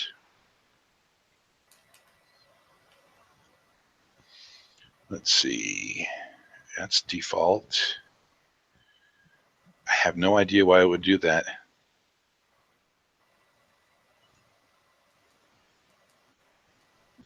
Huh. Maybe I could just go to a different mic and then just listen through my headphone, listen through my speakers. Let me try that real quick. You guys got a second? Yeah, go ahead. Yeah. Because we're about to get to the game here. Gosh. This is not the time to be cutting out.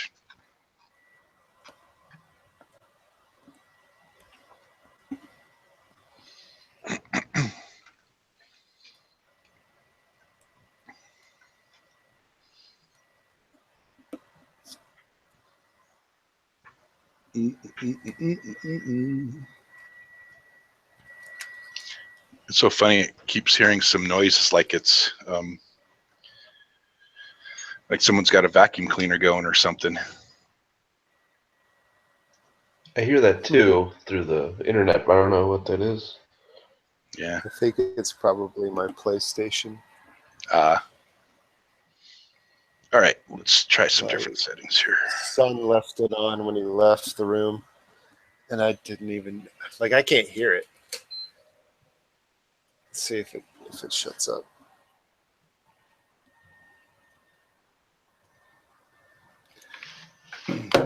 All right, you guys there? Yep. Can you hear me? Yep. Is that better? So far, so good. Okay, I got a little desktop USB mic. We'll see if this works. I can hear you through the speakers. Hopefully it doesn't cut out. No echoes or anything? No. Nope. right now. For right now. Okay. All right. All right. That being said, okay, back to the game here. Gehenna is clearing off some plates off the table, and all of a sudden drops the plates and makes a big crashing sound. Jason, you're in the family room. James, you're in the kitchen. What do you guys do? Since I'm in the other room, I won't really think much of it. Kind of annoying that there's a loud crash while I'm trying to read, but not a big deal. Okay. All of a sudden you hear Gehenna say, "What is that?"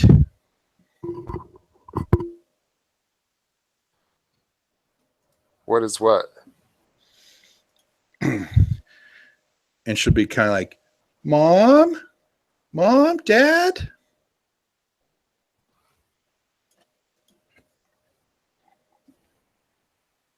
What is it? The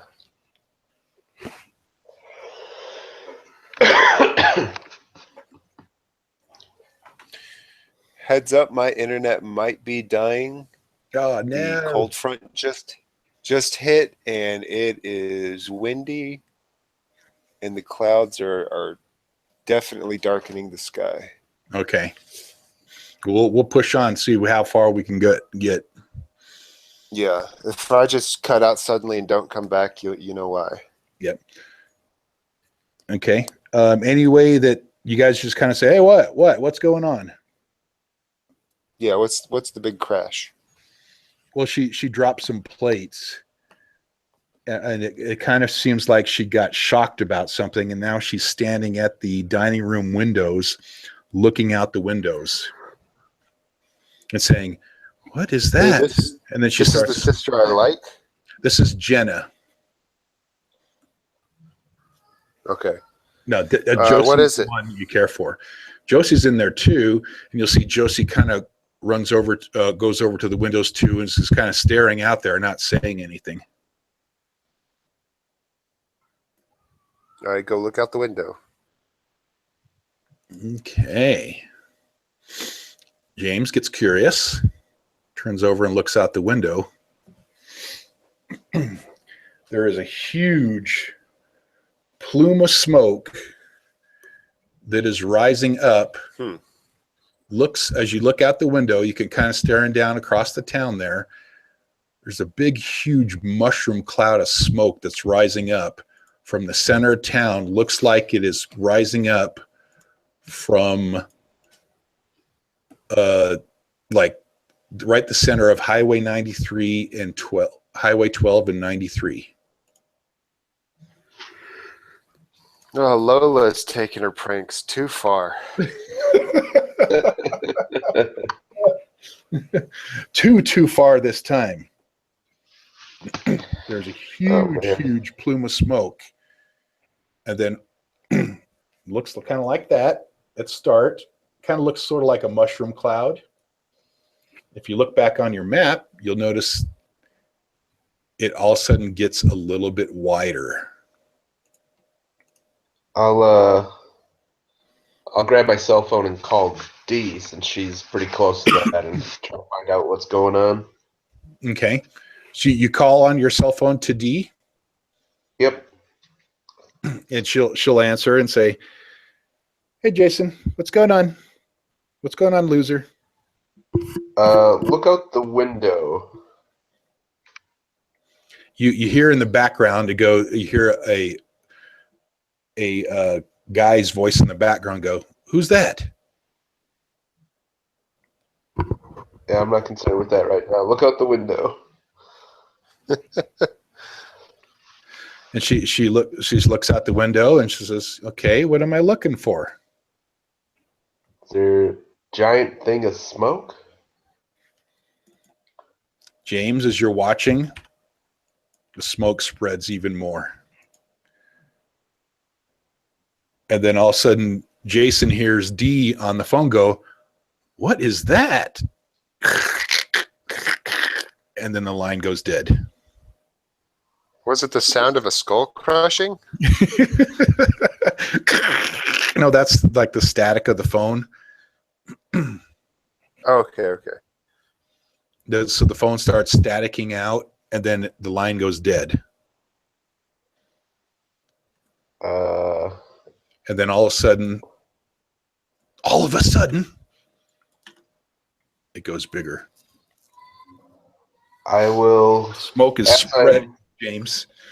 grabbing my 72-hour bag and yelling, everybody all kind Well, of. no, Jason, you're not seeing what's happening. You're just talking on the phone.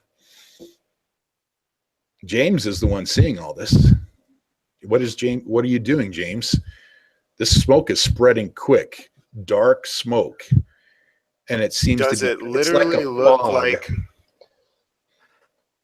a fog, not a nuke? Right.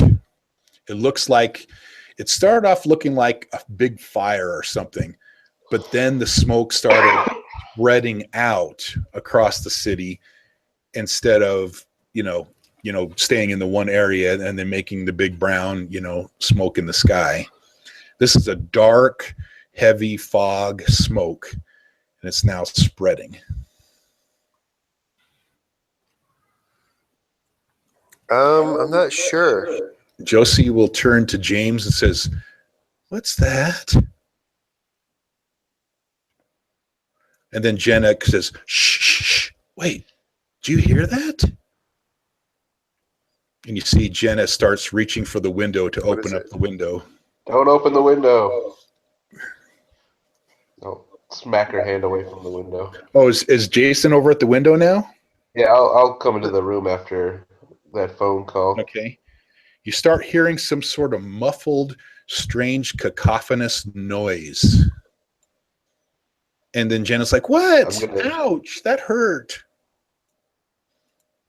I'm going to yell at everybody that we got to hop in the car and go. Something's not right here. The smoke spreads once more. Well, where do you propose we go exactly? Just drive away from the smoke. Yeah, but our road leads towards the smoke. Do we have a four-wheeler or some shit we could go out the back way? Justin walks over into the sunroom, and then you hear the sliding door open in the sunroom.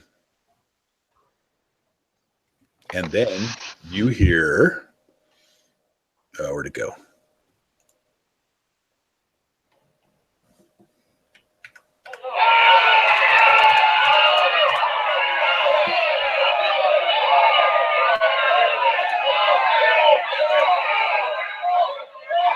You guys hear that? We hear that out our door?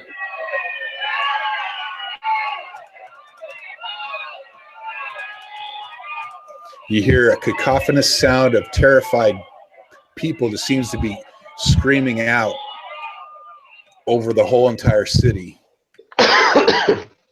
So it doesn't seem like there's, because I mean, there wouldn't be people outside of our room or outside of our house, obviously, since we're on nowhere. Right. That's coming. And then the smoke spreads once more. That is some loud screaming. So it sounds like they're all dying inside the smoke. I mean, because people don't just flip their shit. They're like, "Oh, there's smoke." They don't scream like they're dying, but "Oh my God, there's smoke! Everybody flip out!" Exactly. Something is happening to them. Okay, do we have an off-road vehicle? You have your F-150. You have the F-150 and the minivan. Is it at least? Is it what? Is it at least extended cab? Yeah, it was an extended cab with a regular size bed. So you could fit the whole family in there. Yeah, it'll be a tight fit. Let's just throw bug out bags of shit in the back part of the truck, pile into the truck, and exit this way. Okay. Yeah. And Kurt's going to go, wait a second. Sparse. We don't know what is going on there. Maybe people down there need our help. Well, I don't know. I'll turn towards him. I'll grab him by the collar and I say, "You need to learn to metagame." Just at that time, Josie starts backing away from the window, throws her hands up over her ears, and begins doing this.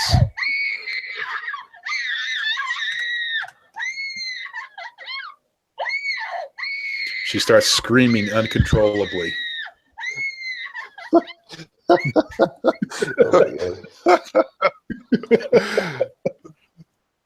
Okay, so we need some background. Does she easily scream over bullshit, or do I think that she's somehow infected by mind zombies or some shit? No, James would think she's about to lose it mentally. But why? Does she scream easily, or do I think that,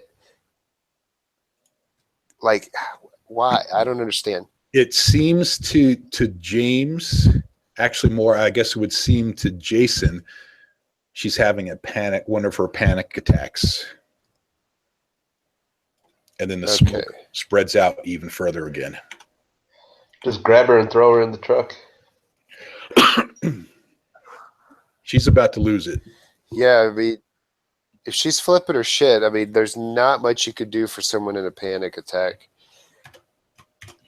Except for, like, I don't know, give them a Xanax.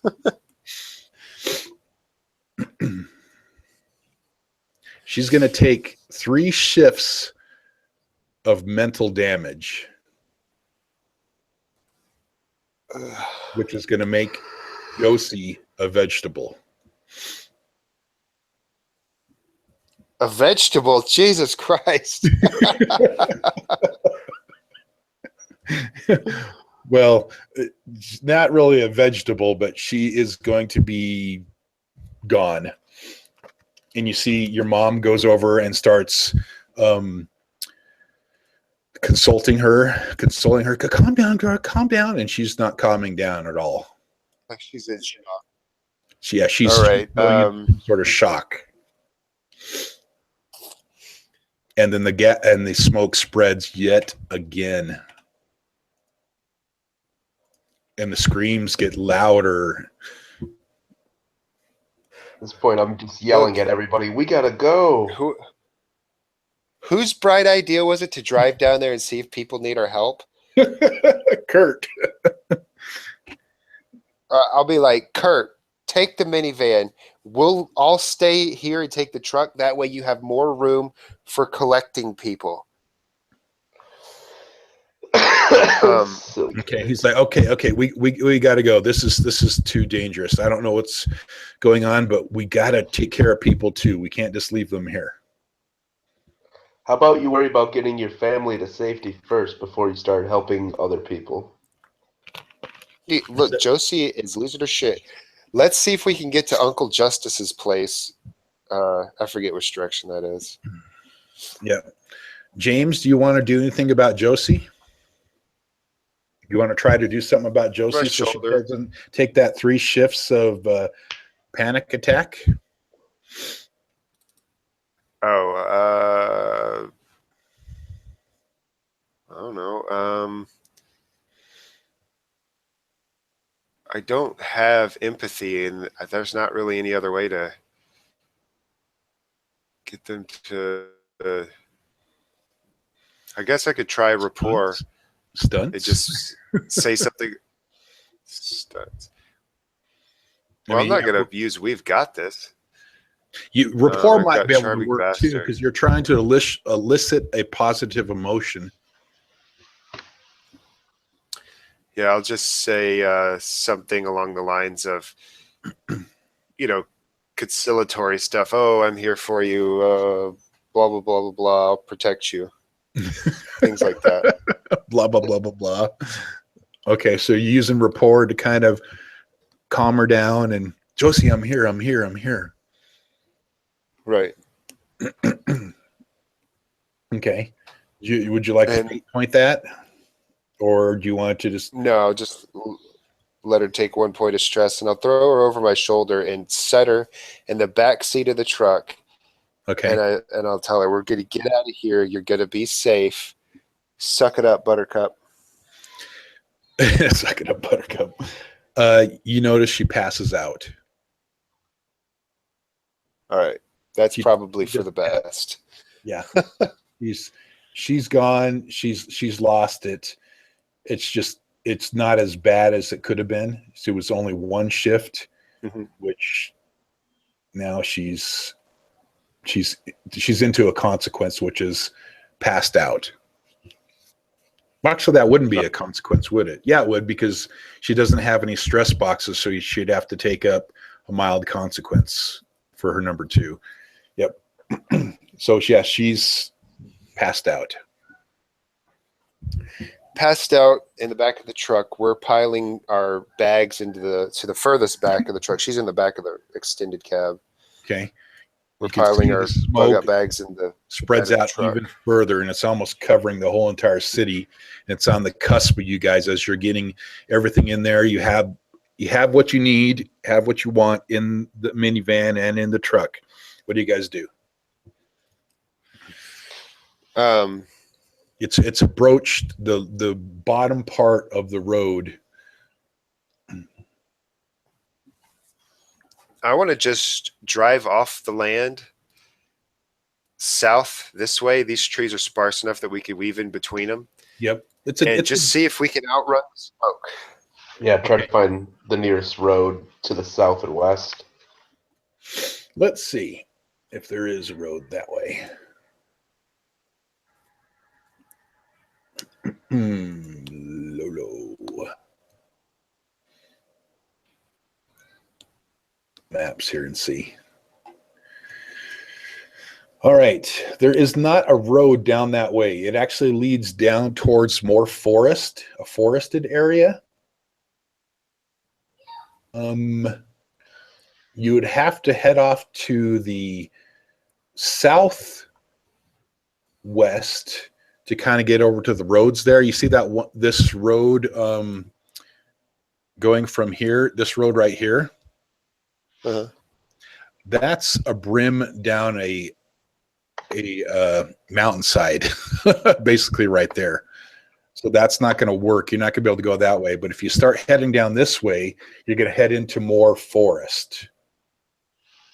But you could find cover of forest there. How about we drive diagonally and try to eventually get back over to 93? Okay. There is a road. There is a road if you go diagonally. Like a one-way dirt road there that you could possibly do. All right. We're going to drive that way, try to get to 93 and head south. Okay. Yeah. Okay.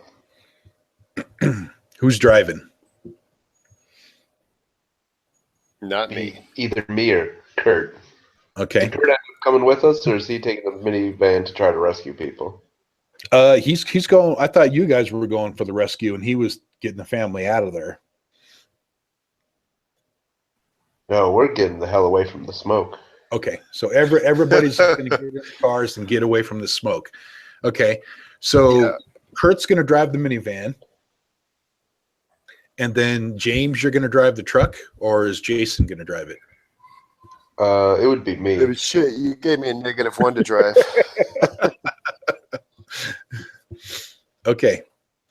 To get down to the road to take you out to 93, we're going to do an accumulative drive check between Kurt and Jason of an obstacle 4 in this terrain. This is basically going to be just a check to see if you can make it to the place you need to go to get to the Highway 93 without getting stuck. Okay. Good thing I've got some fate points. Yeah. Well, actually, let's do it in an obstacle 2 per each car. Not not collectively.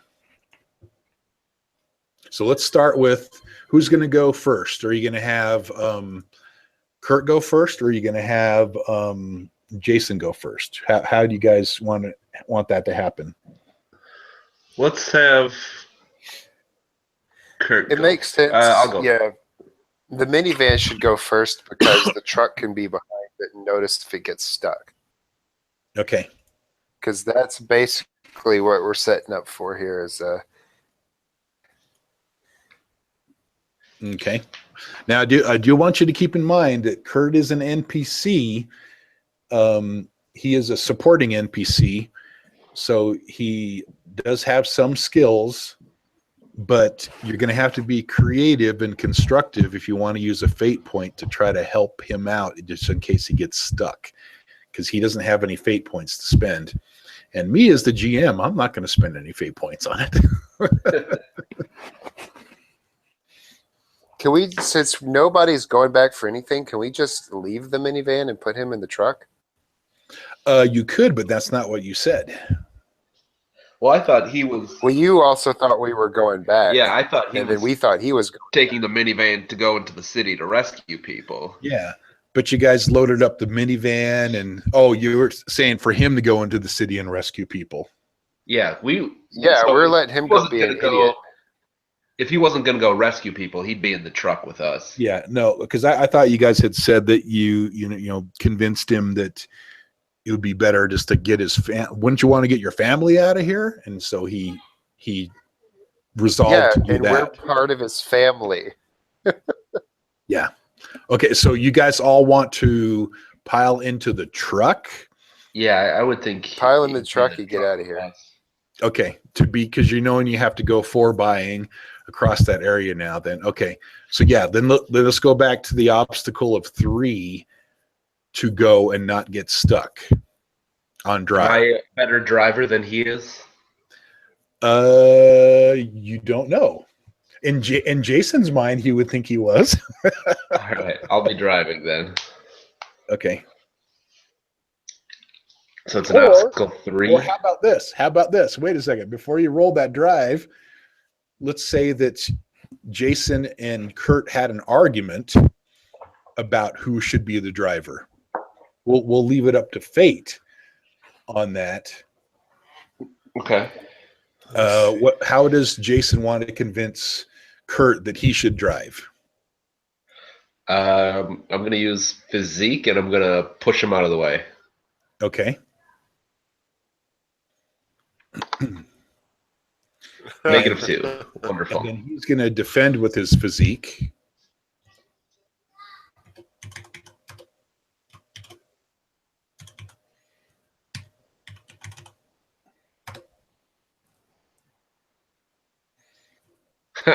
And so, Jason, do you want to fate point anything on that, or what do you want to do? I'm so tempted to. Like, no, I'm driving. And you start try to grab hold of Kurt and push him away, and he reaches back at you and pretty much stops you. So we as kids who've grown up with this guy don't know how good of a driver he is. In situations like this, no. You've never seen Kurt off-roading or anything like that. He's not that type of guy. But he can drive. He's better than James at driving, but you don't know exactly how well of a driver. Okay, well, he's into the whole prepper thing though, right? He is not a prepper. He is a prepper by teaching from Uncle Justice. So he doesn't really, his skills aren't prepper-ish, but he has prepper tendencies. Is he a metrosexual beta male? No. Okay, if he's not a beta, then I would assume that he could drive. Okay, so Kurt pushes Jason's out of the way and says, "No, I'm driving. Get back in the car." It just seems like worst case scenario. Seems like such a silly what's your thing to drive? waste a fate point on. Or is it? Yeah, your drive's +1, Most of PC's skills are +1, so worst case scenario, we have to spend our fate points on his shitty +1 drive, That's or what we I'm can spend thinking, fate like, points on I think your I'm gonna shitty have to +1 drive. use it to take over driving later. Like, Okay, and all of a sudden, Maybe. the smoke progresses further. Yeah, just let him drive. Let's go. yeah, he can drive for now. That's Okay, he's fine. gonna drive. Okay. So he's gonna take I'm off. gonna man the mountain in the back of the truck. Okay. So Kurt's gonna hop in, starts up the truck. You guys hop in the back. He's got the twins in the cab. He's got Jelena in the passenger seat, and then your two other brothers and sisters, Jill and Justin, are in the back with you guys in the back of the bed. So Kurt takes off. He's trying to get around this smoke. It's spreading out pretty quickly. And he's going to do his drive check of the obstacle 3. Ah, And he takes off and he starts heading up some bumps. You guys kind of bump He's got around there. 0 drive. He's mediocre at it. I And all pull of a the sudden- 9mm pistol out and say, "Get the fuck out of the driver's seat, you useless piece of shit!" And then I shoot him for wasting our time. You shoot him. You would not do that. He is on your teenage priorities. You would not do that. I will, at that point, manhandle him out of the seat. Okay. He's going to get to a certain point and the truck is going to hit a spot and get stuck. all right. You guys are stuck. When he gets stuck, The smoke is barreling in down on you. It doesn't matter what person's drive is anymore. You're stuck somehow. You got to figure out a way to get the truck unstuck to get moving. There's no time to switch drivers.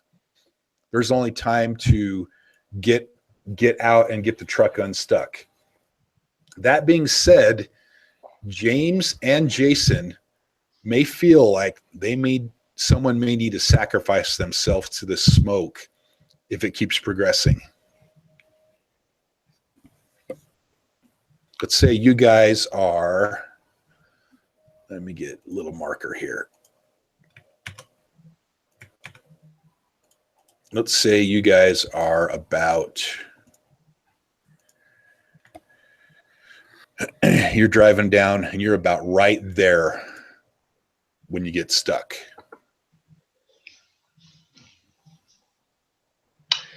is it like we're stuck in mud type stuck? Say the one of the axles is centered on a rock or something. So you might need to get out, push the truck or something else. So I would say when we're getting out and we're pushing, this is where I'll switch driving with Kurt, make him push while I expertly, Yeah, there's move not, forward and backwards to get it off. yeah, there's not enough time to switch.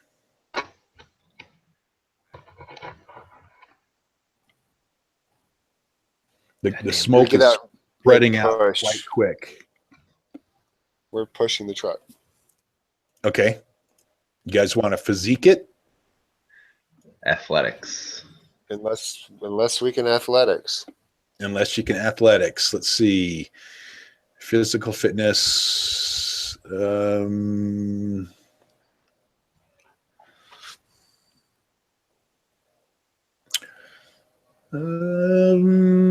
Okay, explain to me how you would use your athletics to get the truck out. We have a lot of practice at football going against like those sled drills where you have to get down and push the heavy things back. So it's kind of like pushing those. Okay, so basically throwing your shoulder down to the side of the truck and gonna push it through. Okay, Yeah. That actually makes a lot of sense. It's going to be a cumulative obstacle 4 to be able to push the truck in time Oh, I got this. you just got it. With one roll. Bam. So you guys are Obstacle. gonna We got make a 8. boost. You're going to make a boost. Oh my gosh, that's like 4 shifts. So you're going to make a boost. What should we call it? What do you guys It think? would be a 2 times boost also. Would it be? I thought it's only Yeah. If you beat by 3. Oh wait.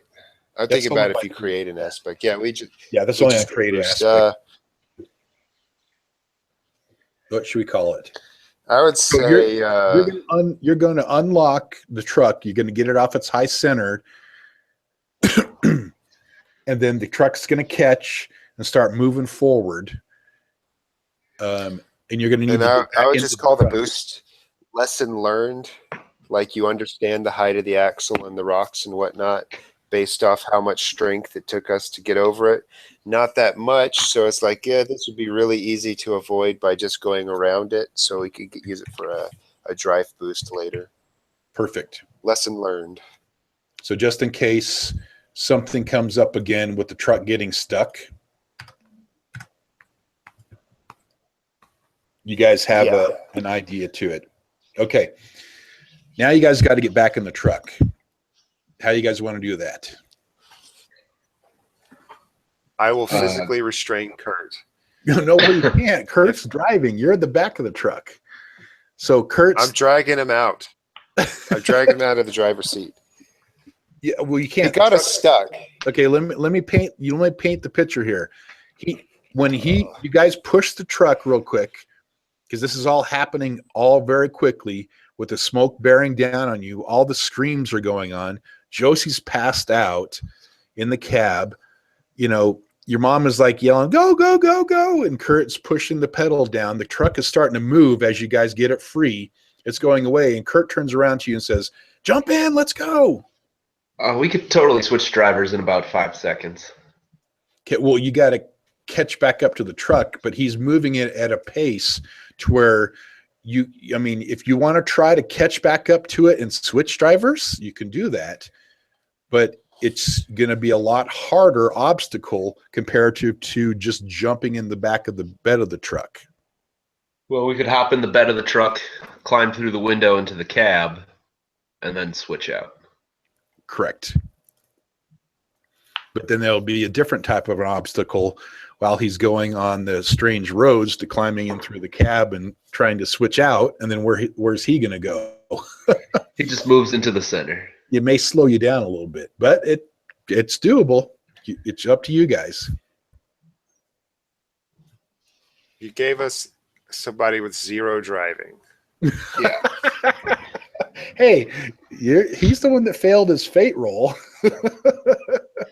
And 0 driving plus. It didn't fate 0 driving it. plus no fate points. You gave us a guy with 0 you guys driving. do have 2 fate points. And we've grown up and lived with this guy, and we had no idea that he would be a fucking idiot. Well, that he would be just mediocre driving. I'm pushing him over, and I'm driving. Okay, well, no, first of all, you got to get back in the truck. How do you guys want to do that? I think we showed our athletic prowess enough that jumping in the back of a truck isn't anything too it's terribly true. difficult. You both are very, very quick, but we're going to have to put it to fate at an obstacle 1. It's going to be a very average thing for you guys to do, just to run and catch up, jump back in the truck. It's going to be obstacle 1. James makes it. Kurt is a beta. Oh gosh. Moth. Athletics or physique? That's totally true. No, that would be your sister Jill. Oh my god.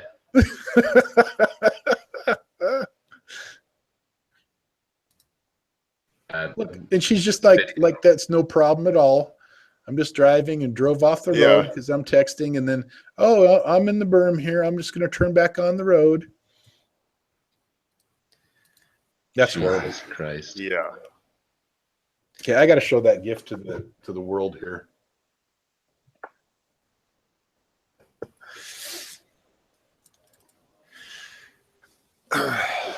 All right, mechanically speaking, if we take an extra couple of seconds to drag dumbass out of the driver's seat, are we going to be overtaken by shadow monsters? Shadow monsters. Maybe. Okay.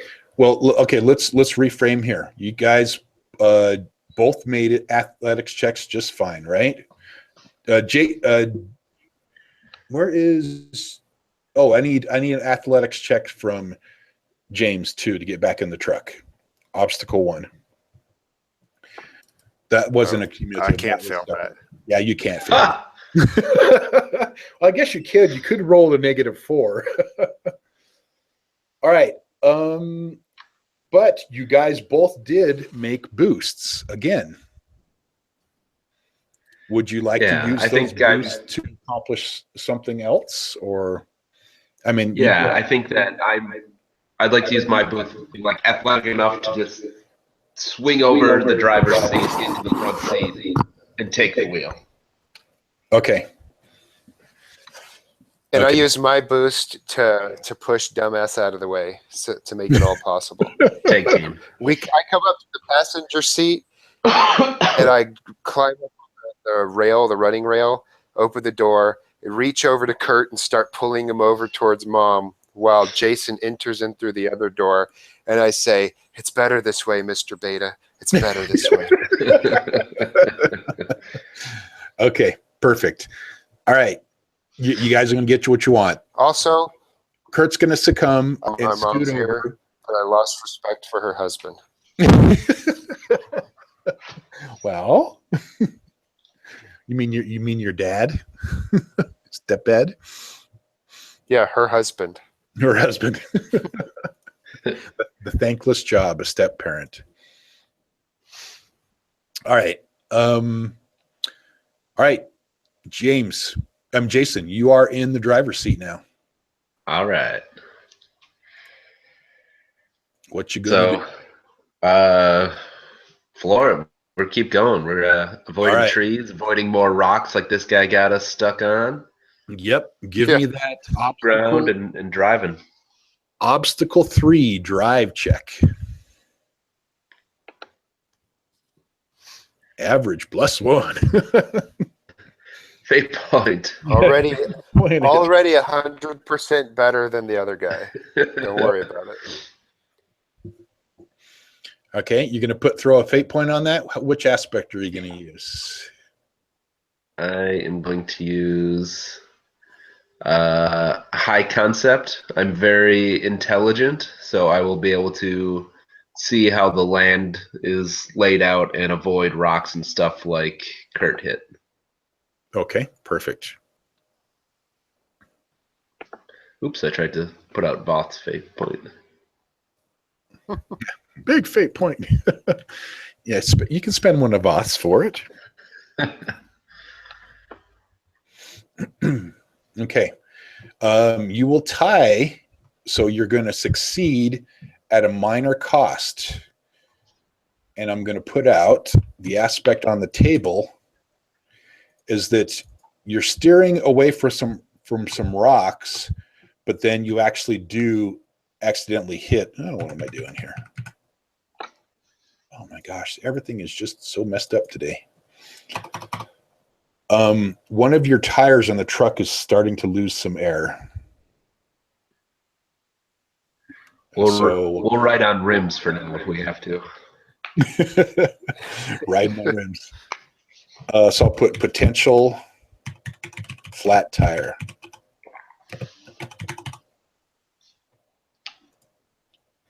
Aspect out on the table. Okay, so you're steering away from some good rocks, but there's just too many of them out there to where you will end up hitting one. But then you're going to get a little further along than you did. And the truck just seems to be handling like one of the tires is starting to lose air. Okay. You're going to succeed, but at your cost. You have one tire potentially flat. You're going to make it out to the dirt road you needed to get to make it out to Highway 93, just as the smoke expands again.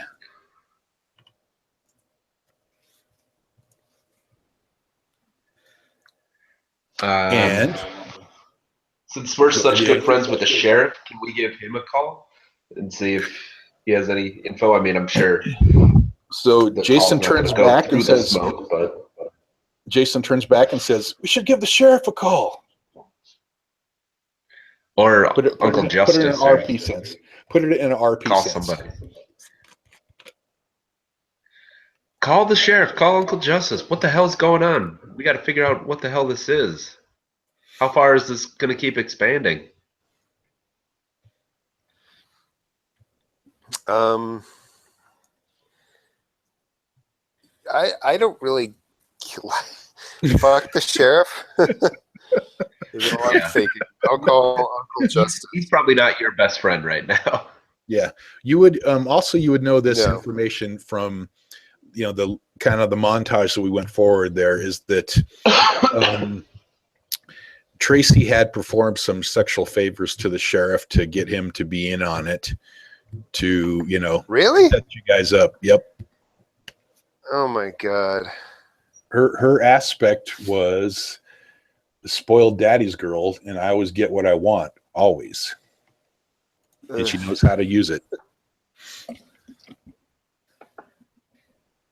Now I think way less of the sheriff. I mean, isn't that statutory rape? She's 19. Okay, so it's just dirtbag. Got it. Yep. He's like early 30s. Single early 30s.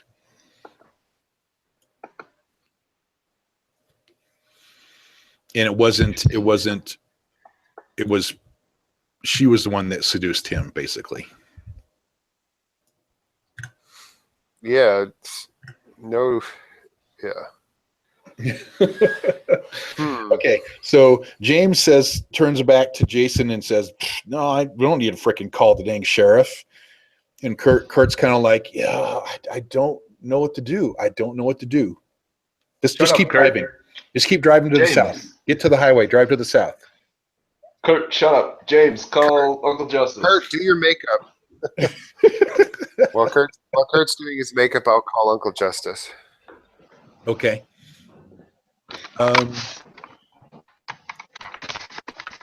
His phone rings. No answer. Uncle Justice isn't answering.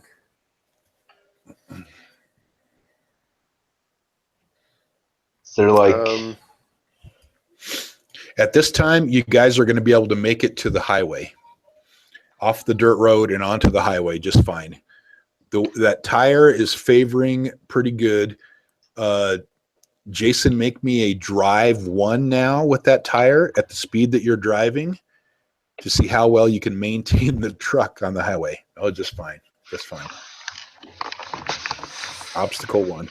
Does the smoke appear to be continuing to expand behind us? Jason looks back and he notices that the smoke has stopped. Looks like we're in the clear, guys. And you want to pull over and see if we can fix this tire? It's not pulling. It's not like sucking back in. Yeah, it's not shrinking. It just seems to now to be dissipating. Yeah, we might as well fix the tire while we've got time. It's like let's fix the tire. Keep an eye on the smoke. See what goes down. Yeah. Okay, so you guys are just driving down south on Highway 93. And I'm gonna have our mom keep calling people, just anyone she can think of, to see if anyone knows what's going on. Okay. Kurt can hold her purse. Yep. Yeah. Kurt, hold her purse. You would be able to look back and notice that the smoke is actually stopped. It hasn't gone anywhere else from there. Are you guys going to stop? Or are you just going to keep driving? Yeah. Okay. We're stopping and trying to. Okay. Yeah, the tire took a bump. It didn't break the seal, but it does seem to be losing some air. It could go a little bit further, but it is favoring. It is probably about 10 psi low. Yeah, we'll have to put on a different tire. Yeah, Okay. if the smoke is no longer expanding and we could stop, we'll stop and adjust the tire. Okay. The that's fine. You'll be able to take care of the tire, no checks, just swapping a tire. As I'm sure you would be looking back at the smoke and you notice that it starts to dissipate. And then eventually it will completely disappear.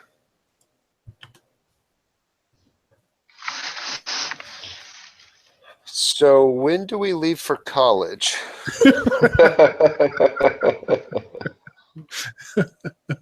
And the screaming and the noises like that all stop. And I'm going to remove potential flat tire because you guys are going to change the tire. That scene also is done, so lessons learned is going to be gone also. I guess keep trying to call people, but I guess we'll head back. Yeah. It seems to be like the telephone lines are down and nobody is answering.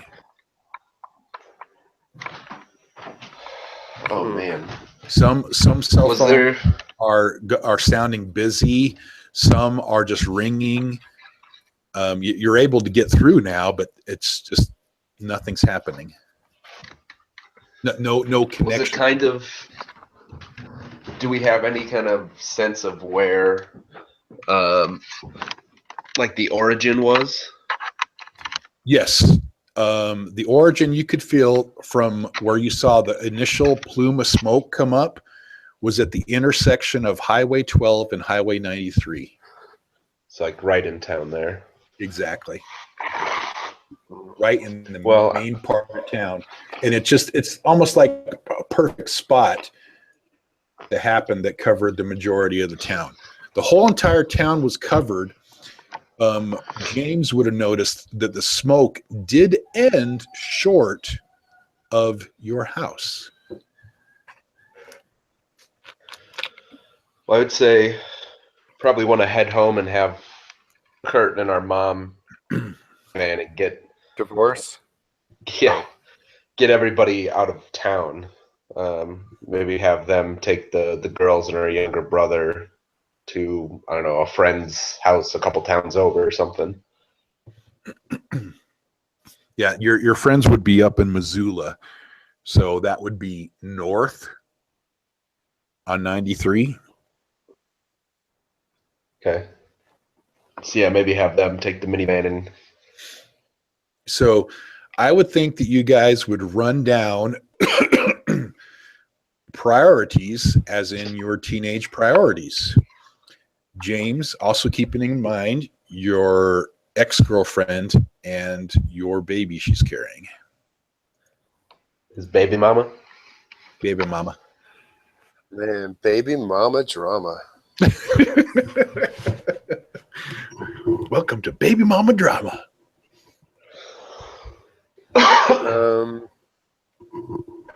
Okay, what do you guys want to do? Tires changed.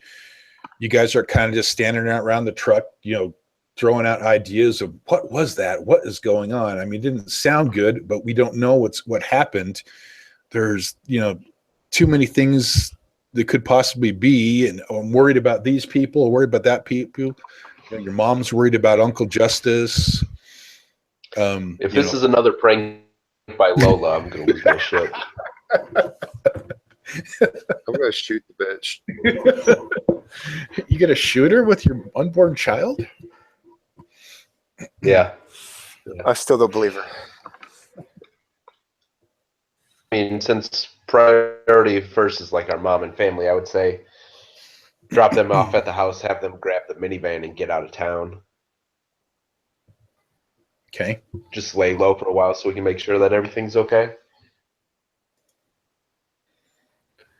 Okay. So you're going to drive back into town. Jason, you're going to be driving? Yeah. Okay. Yeah, Jason's going to drive. Kurt's going to be like, okay, I'm going to go into the bed, and he pulls out his shotgun and loads it up, loads some rounds in, and says, it might be a good idea, James, if you come in the bed with me and get your 9mm out just in case. Yeah, we'll grab our guns and we'll have Kurt protect the women while we go investigate. It's dark now. This all started happening at dusk, which began at around 6 p.m. Basically, you guys would know in Lolo, Montana, sunrise is about 7:30 a.m. and sunset is 6 p.m. So as the sun cusped below the mountains, you guys can't put exactly the exact time that this plume of smoke came up, because Gehenna was the first one to see it, and she would have a very hard time explaining to you guys time-wise when that happened, just because of her age. But you can probably estimate that it probably happened somewhere immediately after dusk, after 6 p.m. And you're going to drive and make your way back to your house, right? Yeah. Okay. As you're driving and you're making your way back to the house, you're going to go past, a few houses there. Anything you want to do there, or you're just going to head right to your house? I mean, you have the Blooms there on 93. You have to go past the Trujillos to get to your little big long driveway. Anything you want to do? What's that? The Trujillos? Yeah, that's Carlos, your buddy Carlos. Yeah. I would think since our priority for our family is over our friends, that we would go home first. Yeah. Okay. So as you're driving through, you notice that James in the back of the truck, because Jason is driving, you'll notice that things are extraordinarily silent. So I'm going to call it extremely silent. Silence. Like, none of the normal wildlife noises or any of that. Crickets, no crickets, any of that kind of stuff is just all gone.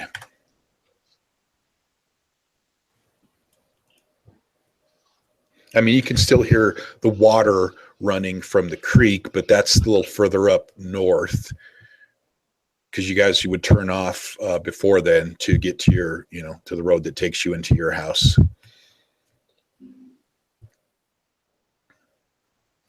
Well, I would up the kids, the family Okay. off, and then just go to that immediate neighborhood. Like, I'm supposed to be best friends with Holt.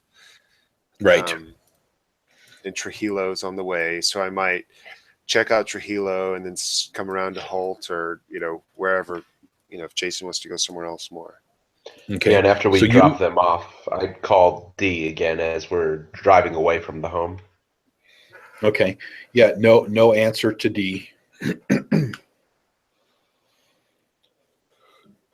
It just seems like phones are not working. Answer.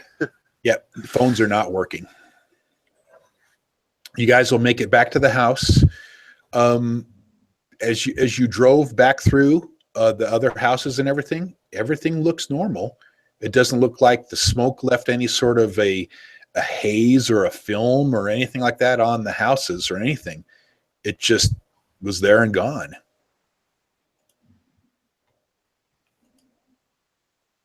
Well, have we dropped the family off yet? Can we go check out?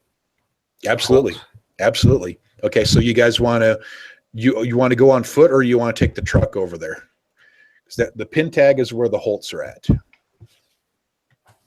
I'd like to drive. Okay. All right. So Kurt's gonna say, all right, well, we're gonna kind of hold up in the house here, and we're going to wait till we hear back from you what's going on. And then your mom is going to tell you guys, will you please go check on Uncle Justice? Yeah, we'll Yeah. do that, Mom. She's Where's worried Uncle about Justice live? justice and this whole thing. And she says, try me on your cell phone. Let's see, make sure that the lines are working so you can get back to me. All right, I call her. Okay. It just rings and rings and rings, and nothing sounds on her cell phone. So it's almost Well, like that's there's been some inconvenient. sort of damage done to the cellular network. Yeah. Well, do we want them to stay there? Or do we want them to try to go up to the friends in Missoula? Let's just leave them there for now Okay. so that we know where they're at. So we're gonna stop by Holt first. Where does Uncle Justice live? He's north on 93 at the edge of Lolo, Montana. So he's just further up. Okay. Yep. So yeah, I guess we start with the Holts then. Okay. Well, Holt isn't on the way at all. We could just do Trujillo and then head to Uncle Justice. I just want to check in on somebody to get an idea Okay. of what's right outside of our house. Because if it's fucking the zombie apocalypse, then I might turn back and be like, well, guys, on second thought, it's the zombie apocalypse. So James is already starting into his, worried theories like he did with old Willie, and all his things now are coming out like, oh, it's a zombie apocalypse. This could be all death and destruction. What does Jason do?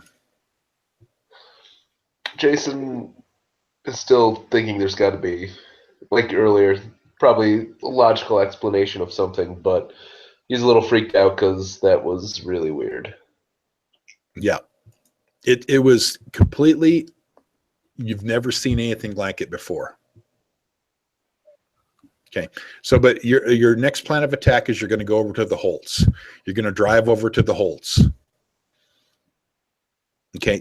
Trujillo, actually. Oh, Trujillo? Yeah, Okay. because they're just on the way. They're on the way. Because the Holts, you would have to go pretty much, from your house. And then down. You'd have to go through the whole thing, past the Trujillos, past the gates, back to 93, then down to here to get into their section. And go past the Blooms. Yeah, so we'll start with the Trujillo. Okay. So the Trujillos, let's go to their floor plan. We don't have any like walkie-talkies at home that we could take with us, do we? What was in your 72-hour kits? Hopefully walkie-talkies. I don't know that I ever made a list of what was in there. Well, this would be a good point if you wanted to compel a story item or compel something like that. I'm going to the 72-hour.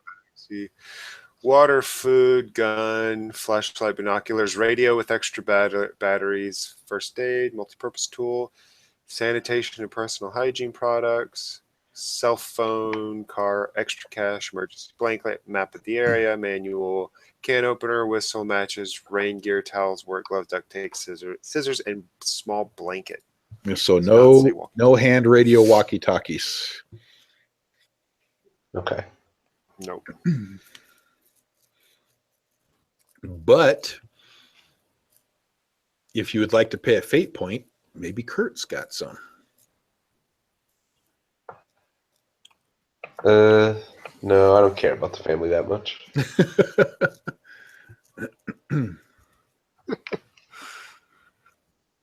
Let's just hop down to Trujillo and see what's up. Okay. Yeah. Okay. You'll head down to the Trujillo house. Let me show you the floor plan. Trujillo, it's a very, very small, humble home.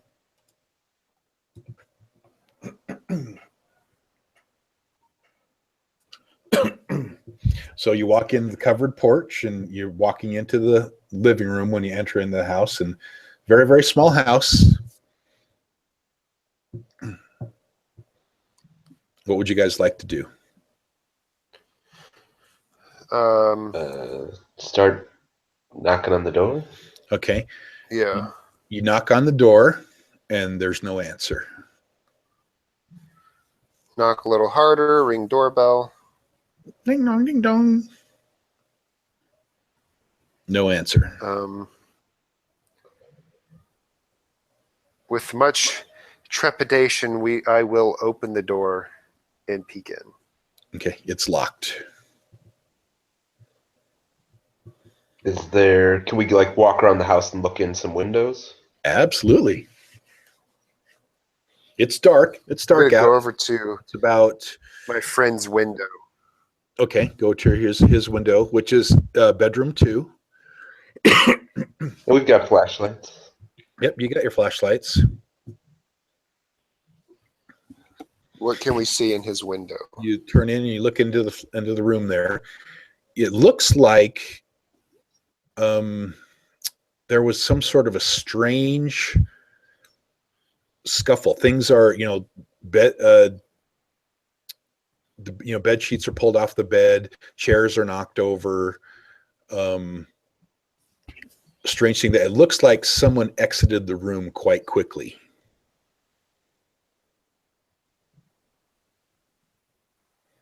Okay.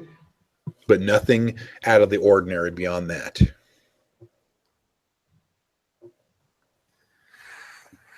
All right. Let's just go to the immediate neighbor's house to the left and go up and knock on their door. Okay. Ring doorbell. You go over to their house and same thing, no answer. Long story short, you can look through the windows and stuff like that. You see the same types of signs of struggle and just emptiness. Nothing there. Quick try to see if we can call the mom one more time. Okay. Rings, rings, rings, rings. No answer. All right. I kind of feel like we should go tell them that everyone who was hit by the smoke appears to be missing. I guess just for the sake of the scientific method, we should check one more house because it is all about doing things in threes. Same thing at the third house. Jason, I'm going to compel you. You're an intelligent person. Dude. Give you a fate point. All of a sudden, you would think, as you're experiencing these problems with the cell phone, what about the private network? You'd be like, that's what I thought we were using this whole time. No.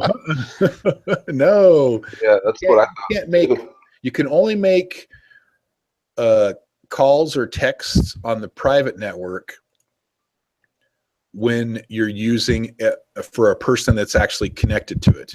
So it's like David set up his own personal cellular network. So that's what I would have tried to be reaching D on. Okay, yeah. Well, and the same thing happened with D when you did that. But at this point here, we're not going to retcon it. We're just going to kind of move forward with the way I understood it, is that you were trying your mom on the regular cell phone networks and it wasn't working. Okay. Now, if Jason would also think like, well, wait a second. Isn't David's network his own private one that we text on and it collects through and he may have it on through his own circuits? Maybe that would work. But the problem being is your mother does not have a phone on the private network. Does anybody at the house have a phone on the private network? Just James and Jason. All right, so we got to drive back to the house anyways. I don't know. Does the network work? Well, on the I'll way try to driving calling back James. to the house. Yes. Okay. Yeah, it works. So we'll say that as Jason's driving back to the house, James pulls out the two phones and calls one phone to the other phone, and it rings. You're able So we to can pick leave one of up our and- cell phones with our family while Yeah, we go. you hear the Hold on, echoey somebody's voices. calling. I answer my phone. You hear the echoey voice in the background. Hello, hello, hello, hello. As it reverberates off its own mic. So yes, it's working. All right. Then we will go back to the mother, leave one of our cell phones with her. Yeah.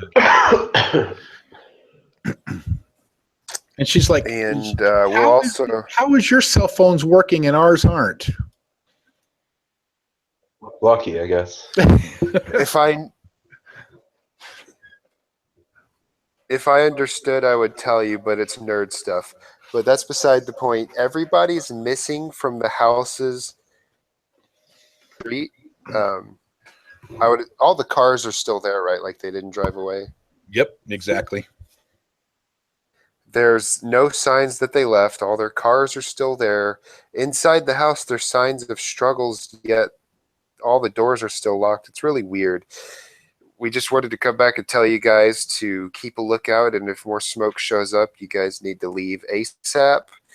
We're going to go check on Uncle Justice and see if he's there. Okay. All right. You guys are gonna, she's got a phone. You can, you guys, I'm sure would test it out just to make sure to show her how to, how it works and how she can get a hold of you, yada, yada, texting or making a call. At least for now, while the network's open. What do you guys want to do? You're just going to head up to Uncle Uncle Justice. Okay. Yeah. As you are going on Highway 93, heading into town, you're going to notice that there are several, this is a highway, so there's lots of cars that kind of go through there. There are several cars crashed in the intersections, like, semis that smashed into buildings, into other cars. It's almost like as you're driving by, we'll put you guys like right up here, and you begin noticing this stuff. We'll say you're driving along and you stop here because then there's problems with all these cars in the way. It's almost like people vanished from their cars and they just kind of inertia just kept them going and slammed into things all along Highway 93 and Highway 12 at the main intersection there. But there are no fires, no up or anything. It's just like they kind of inertia slowed and crashed into things. Well, we weave through them and think that it's weird. I mean, it's evident, Jason, that these people have just been, for more or less, for lack of a better term, abducted. I mean, what do you think's going on? I have no idea what's going on, but I mean, people just don't disappear. It's got to be a reasonable explanation, like people got out of their cars and tried running, I guess. And everybody's collective nervous about the smoke is to jump out of their moving vehicle. Hey, that makes more sense in my teenage brain than everybody disappearing into smoke. Do you say that in character? That makes more sense to my teenage brain. So they all jumped out of their cars and ran away screaming and yelling. Sure. As the cacophony of noises assail your mind from the sounds that you heard as you were trying to escape the smoke. Yeah, no, I'm starting to lose it. even though I'm kind of The logical one's starting to think that something really weird and possibly mystical is going on. Okay. All right. So you guys will be able to weave your way through the highway and make your way up to Uncle Justice's place. Where's the big pictures thing? Let me show you the picture. I like the picture better. Okay. You pull up into the area where you park at his trailer house. What do you guys want to do?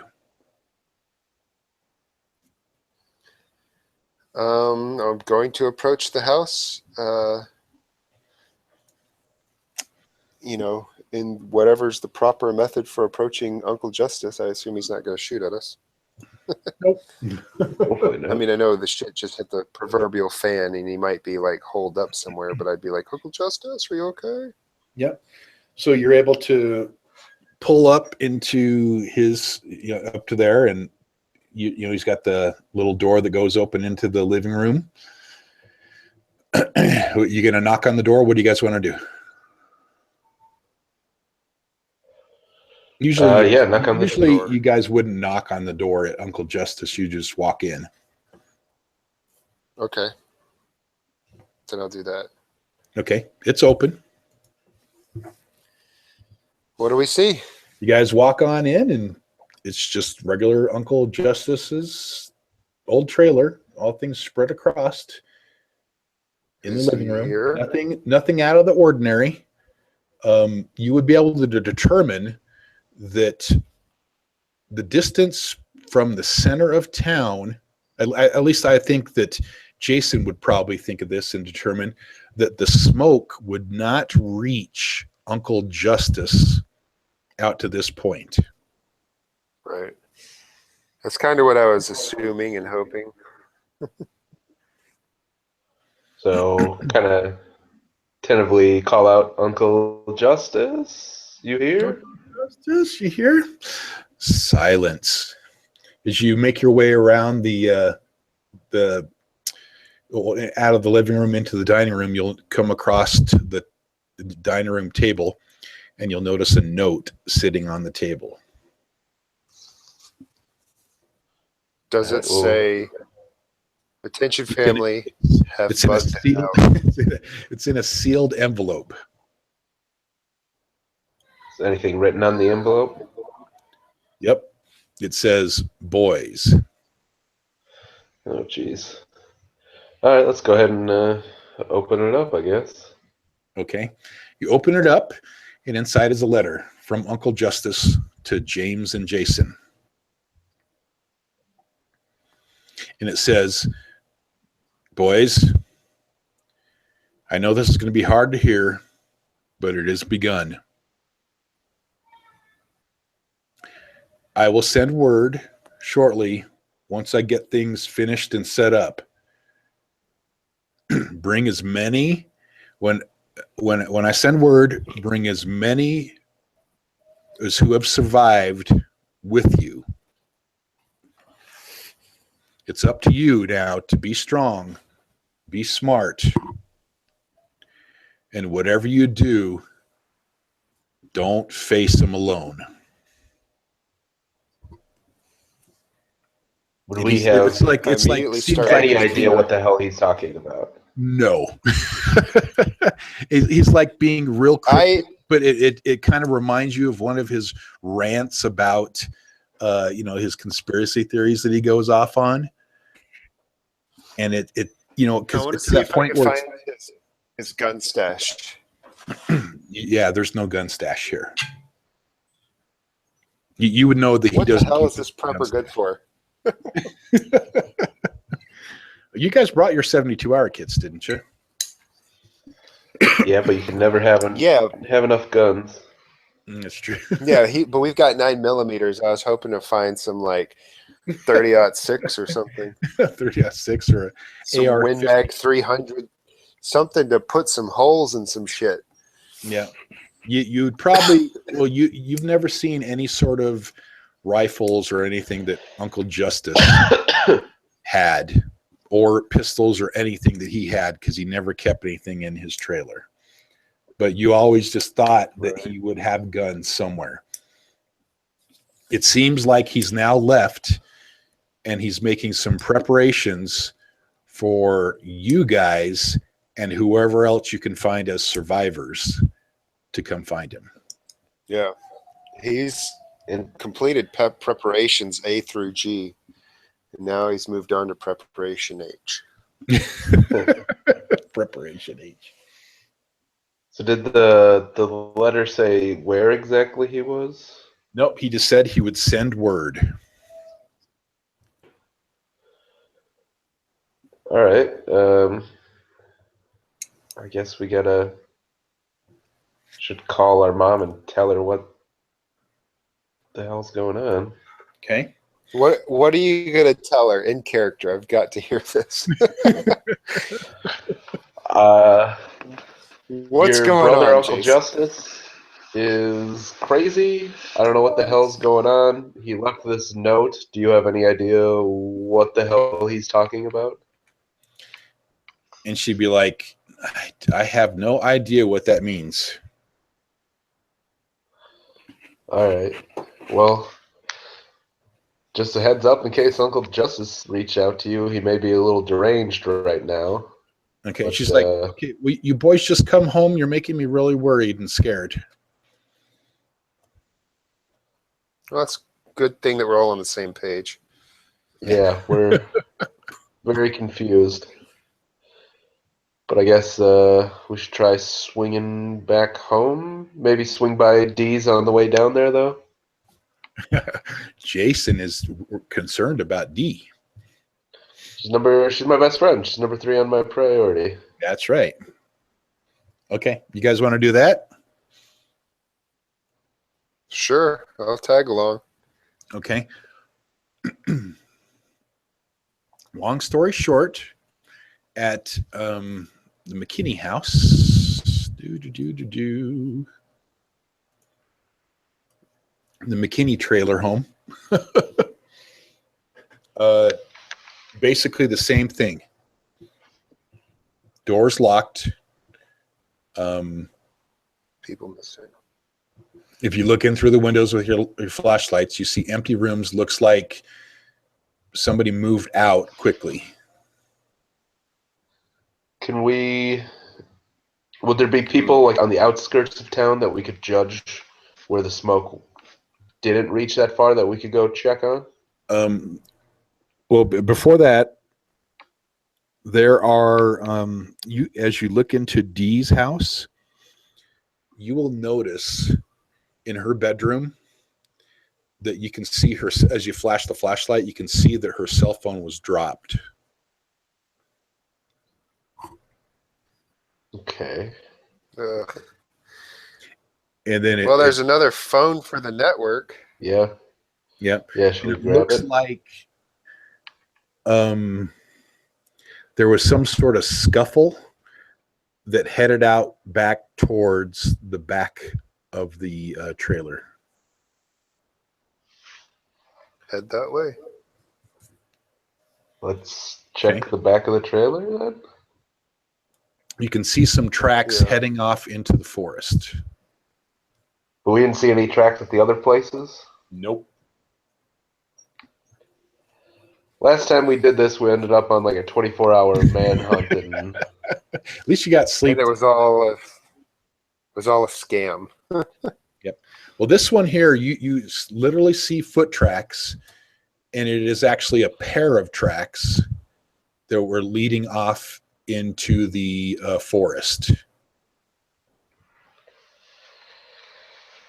oh, Lord. All right. Heading towards like Highway 12.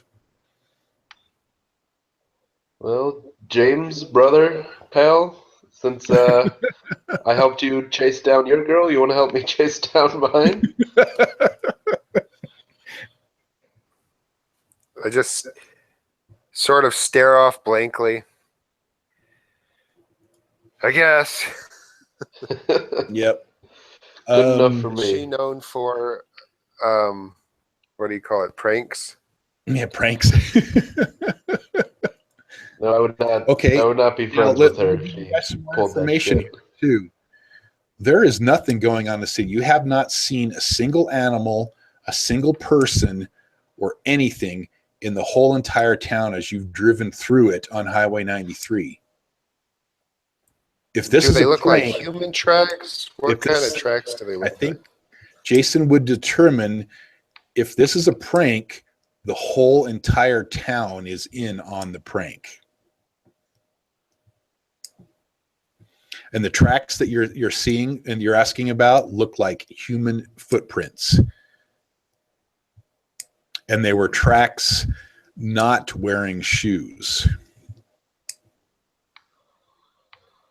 All right.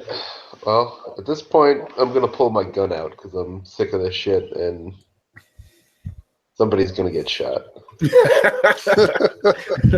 Okay, I'm going to compel you that you're going to shoot James. Deal. Because you got something to prove and you're always in his shadow. And this would be a perfect time to not be in his shadow anymore. I use my athletics to pistol whip him first. They turn on each other. That didn't last long. Okay, what do you guys want to do? Follow the tracks, I'm gonna pistols pull out out. a Okay, pistols out. pistol and a flashlight and follow the tracks. Okay. You leave the tracks and they just head out towards the highway, then the tracks are gone. So basically you guys would be here now.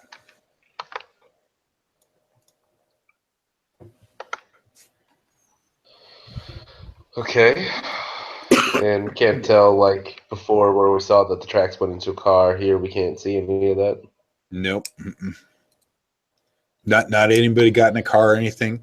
It just looks like the tracks went onto the highway and then went somewhere, and you can't really tell because it's now on concrete. They're barefoot human tracks. Yep. Well, No guess we'll blood have to marks. Go back to the house. No anything.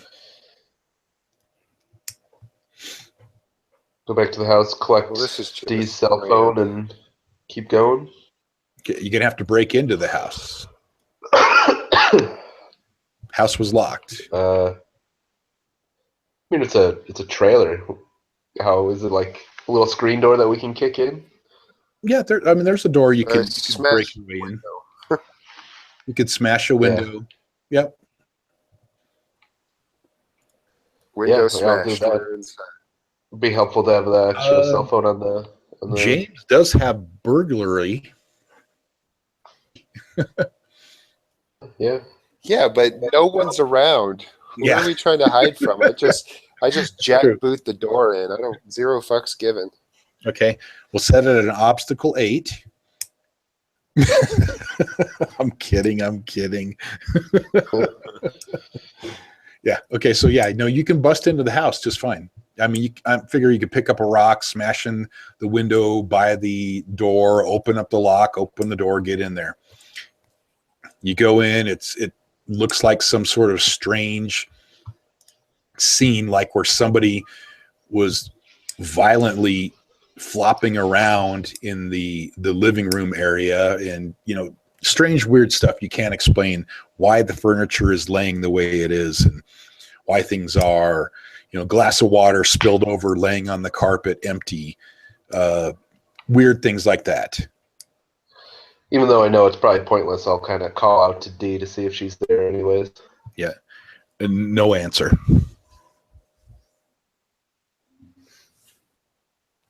All right. All right. Might as well grab the phone and go, I guess. Okay. You got Dee's phone. You can see where you've called her. You guys going to head back home? Or do you want to check out anywhere else? Either be back home or like on the outskirts of town to see if we can find people that weren't affected by the smoke. Okay. You want to do that? Which way you want to go? South, north, or west? I'm guessing west on Highway 12 would probably be the Okay. Well, no, we might as well go south because we'll have to be on 93 to get back home anyways. I guess whatever we think would be closest.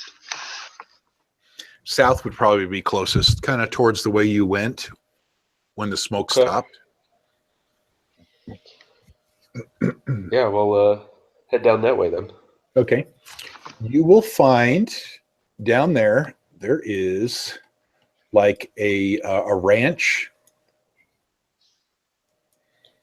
A ranch down there off of Highway 93. His name's Joe. Off McClay Road. Joe, did you see that crazy smoke up in Lolo? I ain't seen no crazy smoke. What are you talking about, boy? It's 8 o'clock at night. Joe. It's past my bedtime. Rancher Joe. Joe, you are no help. Yeah, pretty much. He's got electricity, everything there. He's just acting like it's another regular old day on, nothing new and exciting. He's just curious why you're coming knocking on his door. We'll say, sorry, wrong house. So, I mean, there are still people alive outside of town. I guess that's really all the confirmation we needed. You're those Marks boys, aren't you? And he's going to start into some sort of conversation about football and. Sorry, sir, we got to go. Yeah. Don't have time for this. Well, my missus makes a really nice iced tea. If you want to come on in and we can talk some more. We'll be back later. Sorry, Joe. Thank you for the offer, but we got some things to do. But we'll probably be back for that tea. It sounds amazing, and we leave. Sounds amazing. Okay, so you'll notice that there is a certain area to where the smoke did hit that things aren't affected. There are still people out and around there, but within the city of Lolo, the main city of Lolo, everybody's just gone or supposedly gone. Right. They're all hiding at the community center waiting for us. You could go check there if you would like. Okay, montaging, moving things forward. Is there any other place you guys want to check before heading home? I don't think so.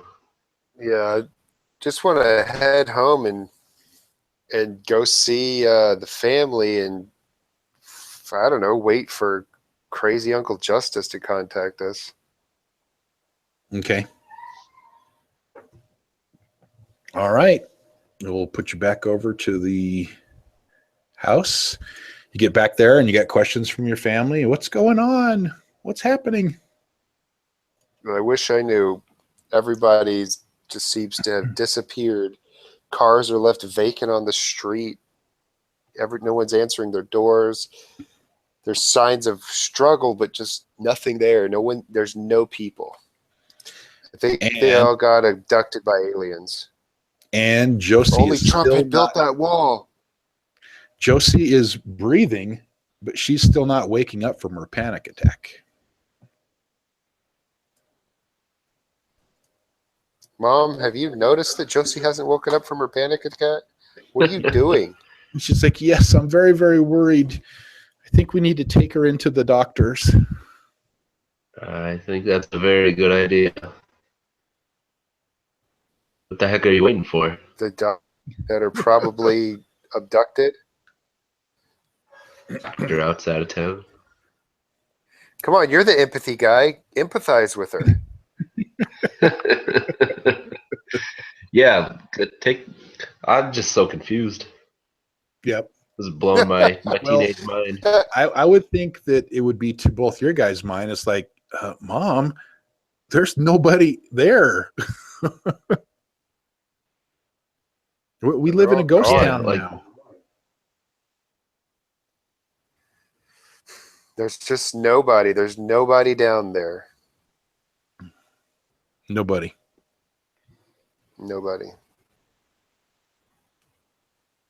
I don't know what to do. I know. It's like, what? How do you convey the fact that everyone you know just disappeared? I think we need to figure out what's up with Uncle Justice. You know, maybe he knows something, because we certainly don't know shit. Yep. Okay. Let's go down here, because you guys have a lot of people that are now missing. You don't know where Uncle Justice is, nor do you know where your ex-girlfriend and your baby is, nor do you know where Dee is. You don't know where Tracy is. Some of these you may not You care. can pretty much draw a big giant question mark On all of them. Well, Corlan is still missing. Let's see if this works. Map player. Hey, look at that. The only people you really, really know where are, well, I guess you don't really care about Willie Lewinsky flavor. Oh, that's too funny. I'm leaving that up there too. Okay, so this is where you guys are at, and we'll go ahead and kind of stop the session right here. When oh man, it is now officially begun. All the other stuff took a little bit longer just to get you to a stupid surprise party. yeah, that whole that was crazy.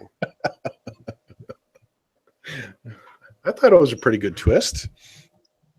I was definitely not expecting that. I think that's the safest way to put it. Like, no clue. No Had clue no that was clue. happening. You thought the story was blowing up the other way. Like right before that surprise was revealed, I had jokingly say, "Oh, surprise party," Yep. because I thought I that was know. such a ridiculous idea. And that's And then exactly it was a surprise party. what it was. Oh And then my God, he I just breaks up with his girlfriend, his pregnant girlfriend. man, I just wasn't prepared to have fucking pregnant girlfriend in the apocalypse. It's true. I mean, a lot of problems could have just gotten solved. Yep. Oh, you're right. What? Don't abort the baby, abort the whole girlfriend. Yep. Abort the whole town. Exactly. Yeah, I know shit. I'm gonna leave it with one little cliffhanger here for you guys. As you get back home, Okay. you guys will turn the tube on, because you're like, the whole town's gone. What is going on here? And the news will be reporting these strange phenomenons, smoke phenomenons happening all across the world. Oh, jeez. Oh. In strange disappearances of all across the world. And the news anchors are telling people to stay in their homes. The New World Order forces will be distributed back to all areas that have had reports of this smoke phenomenon happening to them or around them, and to please notify the NWO through so-and-so and so-and-so number if you have witnessed one of these phenomenons, and so we can distribute forces to your area. Yeah, that's not happening. Yeah, we don't want to tell them that we're here, or they're going to come wipe us out or something. True. Okay. So That's a lot to process. Yep. The So whole obviously town this disappeared. effect is happening across the world everywhere too. This makes me think of Independence Day, except they're disappearing. Or are they? I think it's the NWO getting rid of people, and then when you call to report that there's one near you, they come and wipe you out because it missed you. Yeah, we missed some. We missed some. They saw it. We got to get rid of them. Pretty much. But the letter that Justice left you guys would make you think of something supernatural.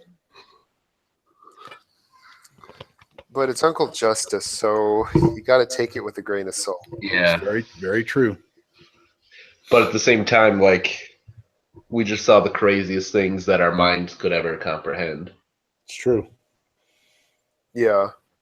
But like 5 days before that, we thought the craziest thing that our minds could have comprehend happened, and it ended up being fake. It has just not been your guys' week, I tell you. No. It has been a odd week, to say the least. Yep. That's the main thing, is that whole like mislead thing just threw everything like, oh my God, what now? Okay. To kind of montage things forward for next session, is there anything you guys wanted to do within the next, okay, because it's nighttime, you guys went home, you're going to go to bed, it's going to come to the next day. Is there anything you wanted to do during the next day, or are you just wanting to still hang out at home and wait for news or whatever? I mean, maybe drive around a little bit more looking for people, but, you know, kind of just the same investigation that we already did. So if it turned up nothing, we don't really need to play it out. Sort of dual purpose. The general checking for any people, and also kind of like looking for supplies if we see, you know, anything that we deem useful. Yeah. Kind of just put like an aspect, looked for supplies that we could compel and be like, oh, we ran out of gas. Oh, remember that looked for supplies thing? We got extra gas, you know? Yep. Yeah. What Flares, food. What time do you want to get up in the morning the next day and go do this stuff? If we don't think anybody's around, there's not really any rush. I don't know, like 9, 10. Okay. You agree with that, James? Yeah, that's fine. Okay. I'll just kind of throw out some information here for you. As you get up, open the door and head out to stay there. To go out to the city and go do all those things you were saying. You open the door, and then a strange sounds hits your ears. It's the regular sounds of the city of Lolo. People, cars driving, everything going on.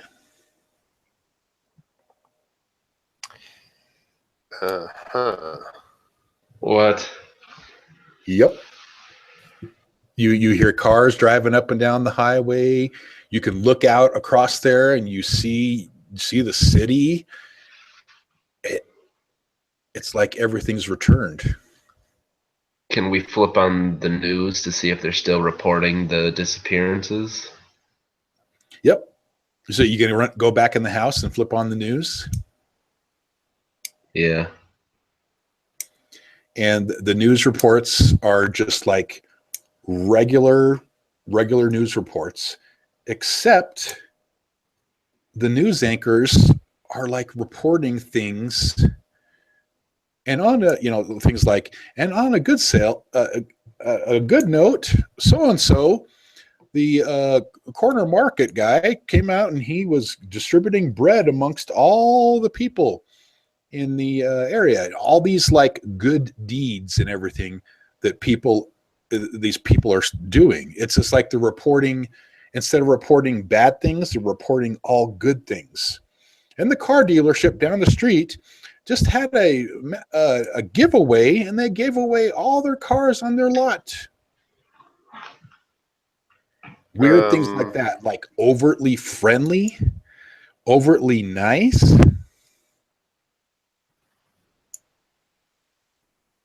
Yeah, that sounds like crap. This does not bode well. Yeah, it's The like body snatchers. it's like weird. It's like really, really weird.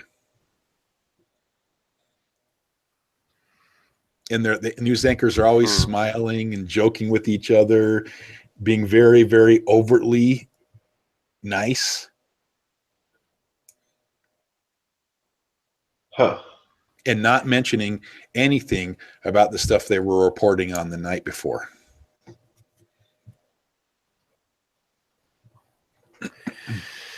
Well, I don't even know. Well, that's So everybody's been cliffhanger replaced for by the last one. aliens. That's what I'm thinking. Got a lot of replacements. Gonna have to test give people the lead test. I give people the lead test. Gonna have to figure out how to administer the tests. Yeah. Well, on that note, I do need to get running. I got some crap to take care of. Yep. And we have no idea what's going on. Yeah, Perfect. I know, it's good. Take a little time to process. Well, at least you know what's going on with the other part of the story. What Also- part is that? What's that? What part of the story do we know what's going on with? With Lola. She's not dead, and she's pregnant. Yeah. With your baby. Yeah, I almost would rather the dead part. Well, is she still around? You don't know. Yeah, we'll find out. Yeah. All right, guys. I will talk to you in the forum. Yeah. All right, cool. I got to get going. Sounds good. All right, bye. Bye.